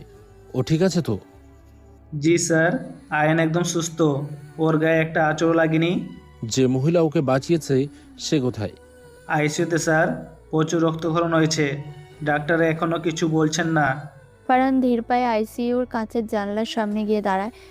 ভেতরে ভেন্টিলেশনে থাকা নিথর শরীরটির দিকে তাকাতেই ফারহানের পায়ের নিচ থেকে যেন পৃথিবী সরে যায়। মিতু, ও কি মিতু? আমরাও চিনতে পারিনি স্যার। পুলিশ বলেছে ও কমলাপুর স্টেশনের সেই পাগলি। আল্লাহ, এ কি করলে তুমি? যে মেয়েটাকে আমি ঘৃণা করতাম সেই আজ আমার কলিজাকে রক্ষা করলো। ফারহান জানালার কাছে কপাল ঠেকে অঝরে কাঁদতে থাকে। তার এতদিনের গড়া গর্বের দেয়ালগুলো তাসের ঘরের মতো ভেঙে পড়ছে। ফারহান, নিজেকে সামলাও, মাও খুব ভেঙে পড়ছেন। ফারহানের দ্বিতীয় স্ত্রী সাদিয়া এগিয়ে আসে। সে শান্ত চোখে জানালার ওপাশে থাকা মিতুকে দেখে। সাদিয়ার চোখে কোনো হিংসা নেই, আছে এক গভীর শ্রদ্ধা। সাদিয়া, ও ও মিতু, ওই আমার প্রথম স্ত্রী ছিল। আমি ওর সাথে অনেক কঠোর ব্যবহার করেছি। আমি সব জানি ফারহান, রায়হান ভাইয়ের কাছে আমি সব শুনেছি। দেখো, ও আজ কি করলো। নিজের জীবনের বিনিময়ে আমার আয়ানকে ফিরিয়ে দিল। যে মেয়েটি আজ আমার সন্তানের জন্য নিজের রক্ত ছড়িয়েছে, সে তোমার অতীত হতে পারে ফারহান, কিন্তু আজ সে আমাদের সবার কাছে একজন ফেরেশতা।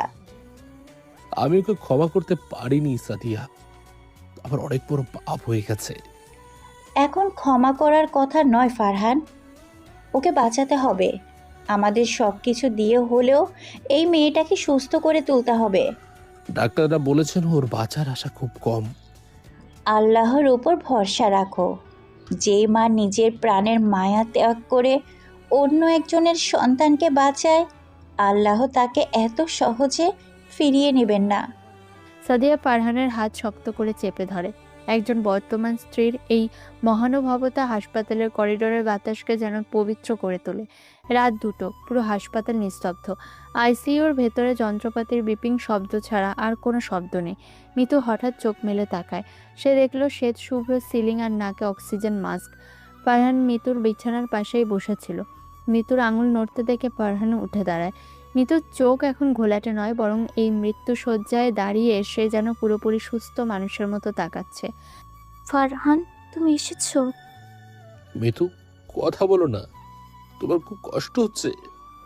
না ফারহান, আজ আর কষ্ট নেই। অনেক বছর পর মাথাটা খুব হালকা লাগছে। আমাকে ক্ষমা করে দাও মিতু, আমি অনেক দেরি করে ফেলেছি। ক্ষমা? তুমি তো রাজা ফারহান, তুমি তো মুদির দোকানদার ছিলে না। আমি চিনতে পারিনি।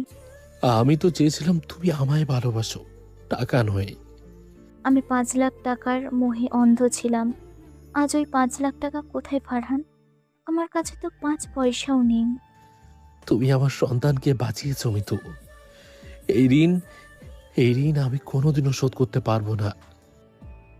আমি হয়তো আমার বাপের এইটুকু প্রায়শ্চিত্ত করলাম। তোমার ছেলেটা ঠিক তোমার মতো দেখতে ফারহান।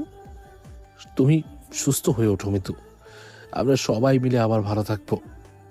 না ফারহান, আমার সময় শেষ। জানো, আমি এই পাগলামির মাঝেও তোমার দোকানের পেঁয়াজ রসুনের গন্ধটা খুঁজতাম। তুমি কি বলছো সব মিতু? তুমি ওই জীর্ণ টিনের ঘরটাই আমার জন্য স্বর্গ ছিল। আমি প্রাসাদের খোঁজে নরকে গিয়েছিলাম। মিতু, চোখ বন্ধ করো না মিতু। ফারহান, একটা কথা বলবে? ওই যে টাকাগুলো ছিনতাই হলো, ওগুলো তুমিই করিয়েছিলে। ফারহান মিতুর হাতটা নিজের 2 হাতের মধ্যে নিয়ে ডুকরে কেঁদে ওঠে। সত্য বলার এই শেষ মুহূর্তে সে আর লুকোতে পারল না। হ্যাঁ মিতু, আমিই করিয়েছিলাম, কিন্তু কেন করিয়েছিলাম তা কি জানো? জানি, আমাকে শিক্ষা দেওয়ার জন্য। না, তোমাকে বাঁচানোর জন্য। তোমার ভাই সাদেক তোমাকে 5 লাখ টাকার জন্য পাচারকারীদের কাছে বিক্রি করে দিয়েছিল। মিতুর চোখ দিয়ে শেষবারের মতো এক ফোঁটা জল গড়িয়ে পড়ে। তার ঠোঁটে এক ম্লান হাসি ফুটে ওঠে। ধন্যবাদ আমাকে বাঁচানোর জন্য। আমি আবার ক্লান্ত হয়ে পড়ছি ফারহান। মিতু আবার জ্ঞান হারিয়ে গভীর ঘুমে তলিয়ে যায়। ডাক্তাররা ভিতরে ছুটে আসেন। ফারহানকে বাইরে বের করে দেওয়া হয়। ফারহান জানে আজ থেকে মিতু আর সেই অহংকারী মেয়েটি নেই। সে এক অন্য জগতের মানুষ। 1 মাস পর হাসপাতালের ছাদ বাগানে ফারহান আর সাদিয়া পাশাপাশি দাঁড়িয়ে আছে। মিতু প্রাণে বেঁচে গেছে, কিন্তু তার মস্তিষ্কের স্মৃতিশক্তি আবার ক্ষীণ হয়ে গেছে। ফারহান, তুমি কি সত্যি সব গুছিয়ে ফেলেছো? হ্যাঁ, সাদেকের আর কোনো অস্তিত্ব নেই এই শহরে। ওকে আমি জেলের ঘানি টানাতে পারতাম, কিন্তু ওর মতো নীচ মানুষের জন্য জেলও বড় জায়গা। আর রিনা? ওরা এখন রাস্তার ভিক্ষুক। ওদের কোনো ব্যাংক বা কোনো আত্মীয় সাহায্য করবে না। ওটাই ওদের আসল জেল। মিতুর জন্য কি ভাবলে? ওকে আমি বিদেশে পাঠাতে চাই। সুইজারল্যান্ডে একটা খুব ভালো রিহ্যাব সেন্টার আছে, ওখানেও শান্তিতে থাকবে। আমরা কি ওর সাথে দেখা করতে পারবো না? পারবো। আমরা প্রতি বছর আয়ানকে নিয়ে ওখানে যাব। তুমি সত্যি অনেক বড় হৃদয়ের মানুষ ফারহান। যে মেয়েটি তোমার জীবন বিষিয়ে দিয়েছিল, তার জন্যই তুমি এত কিছু করছো। আমি শুধু আমার মায়ের দেওয়া শিক্ষা পালন করছি সাদিয়া। মিতু ভুল করেছিল, কিন্তু সে আমার সন্তানের ত্রাণকর্তা। কয়েক বছর পর সুইজারল্যান্ডের এক পাহাড় ঘেরা মনোরম পুনর্বাসন কেন্দ্র। চারিদিকে নীল আকাশ আর সবুজ পাহাড়। বাগানে ফুটে আছে হরেক রকমের ফুল। মাঝবয়সী এক নারী, মাথায় একটি টুপি পরা, পরম মমতা গাঁদা ফুল গাছে পানি দিচ্ছে। তার চেহারায় এক অপার্থিব প্রশান্তি। সে মিতু। সে এখন আর কাউকে চেনে না, কিন্তু সে খুব খুশি। দূর থেকে ফারহান, সাদিয়া আর কিশোর আয়ান হেঁটে আসছে। আয়ান দৌড়ে গিয়ে মিতুর সামনে দাঁড়ায়। এই নিন মা, আপনার প্রিয় রজনীগন্ধা। আয়ান মিতুর হাতে একটি রজনীগন্ধার ছড়ি তুলে দেয়। মিতু ফুলের ঘ্রাণ নিয়ে হাসে। সে আয়ানের দিকে তাকিয়ে থাকে কিছুক্ষণ, তারপর ফারহানের দিকে তাকায়। এই ফুলে অনেক সুন্দর গন্ধ, একদম বাজারের মুদি দোকানের মতো। আপনি খুশি তো? হ্যাঁ, আমি খুব খুশি। তোমরা কি আবার আসবে? হ্যাঁ মা, আমরা বারবার আসবো। মিতু আবার তার বাগান নিয়ে ব্যস্ত হয়ে পড়ে। সে গুনগুন করে গান গাইছে। ফারহান সাদিয়ার হাত ধরে পাহাড়ের ঢাল দিয়ে নামতে শুরু করে। সাদিয়া, আজ আমার মনে হচ্ছে সব হিসেব মিলে গেছে। হ্যাঁ ফারহান, পৃথিবীতে কোনো কিছুই চিরস্থায়ী নয়, শুধু ভালোবাসা আর অনুশোচনা ছাড়া। ফারহানের মনে পড়ে সেই বাসরাতের কথা, সেই অপমানের কথা, কিন্তু আজ আর কোনো ঘৃণা নেই। সে জানে মিতু আজ মুক্ত। তার অহংকার তাকে ধ্বংস করেছিল ঠিকই, কিন্তু তার একটি নিঃস্বার্থ কাজ তাকে আবার পবিত্র করে তুলেছে। দূরে তুষার ঢাকা পাহাড়ের ওপর সূর্যের শেষ আলো চিকচিক করছে। ফারহান চৌধুরী বাংলাদেশের অন্যতম সফল ব্যবসায়ী, আজ এক সার্থক মানুষ, টাকায় নয়, শান্তিতে। সব গল্পের শেষ রূপকথার মতো হয় না, কিন্তু যেখানে অহংকারের মৃত্যু হয় এবং অনুশোচনার জন্ম হয়, সেখান থেকেই একটি নতুন সকাল শুরু হয়। টাকা দিয়ে পৃথিবী কেনা যায়, কিন্তু এক ফোঁটা সত্যিকারের শান্তি আর ভালোবাসা কিনতে হলে মানুষকে মানুষ হতে হয়। প্রিয় শ্রোতা বন্ধুরা, আমাদের আজকের গল্পটি এখানেই শেষ হচ্ছে। তো আপনাদের গল্পটি কেমন লাগলো অবশ্যই কমেন্ট করে জানাতে ভুলবেন না। এছাড়া এখনও পর্যন্ত যারা আমাদের চ্যানেলটিকে সাবস্ক্রাইব করেনি, প্লিজ সাবস্ক্রাইব করুন এবং পাশে থাকা বেল আইকনটি প্রেস করুন, যাতে সবার আগে আপনার কাছে আমাদের গল্পগুলো পৌঁছে যায়। তো বন্ধুরা, আজকের মতো গল্প এই পর্যন্তই। দেখা হচ্ছে পরবর্তী গল্পে। ততক্ষণ ভালো থাকবেন, সুস্থ থাকবেন।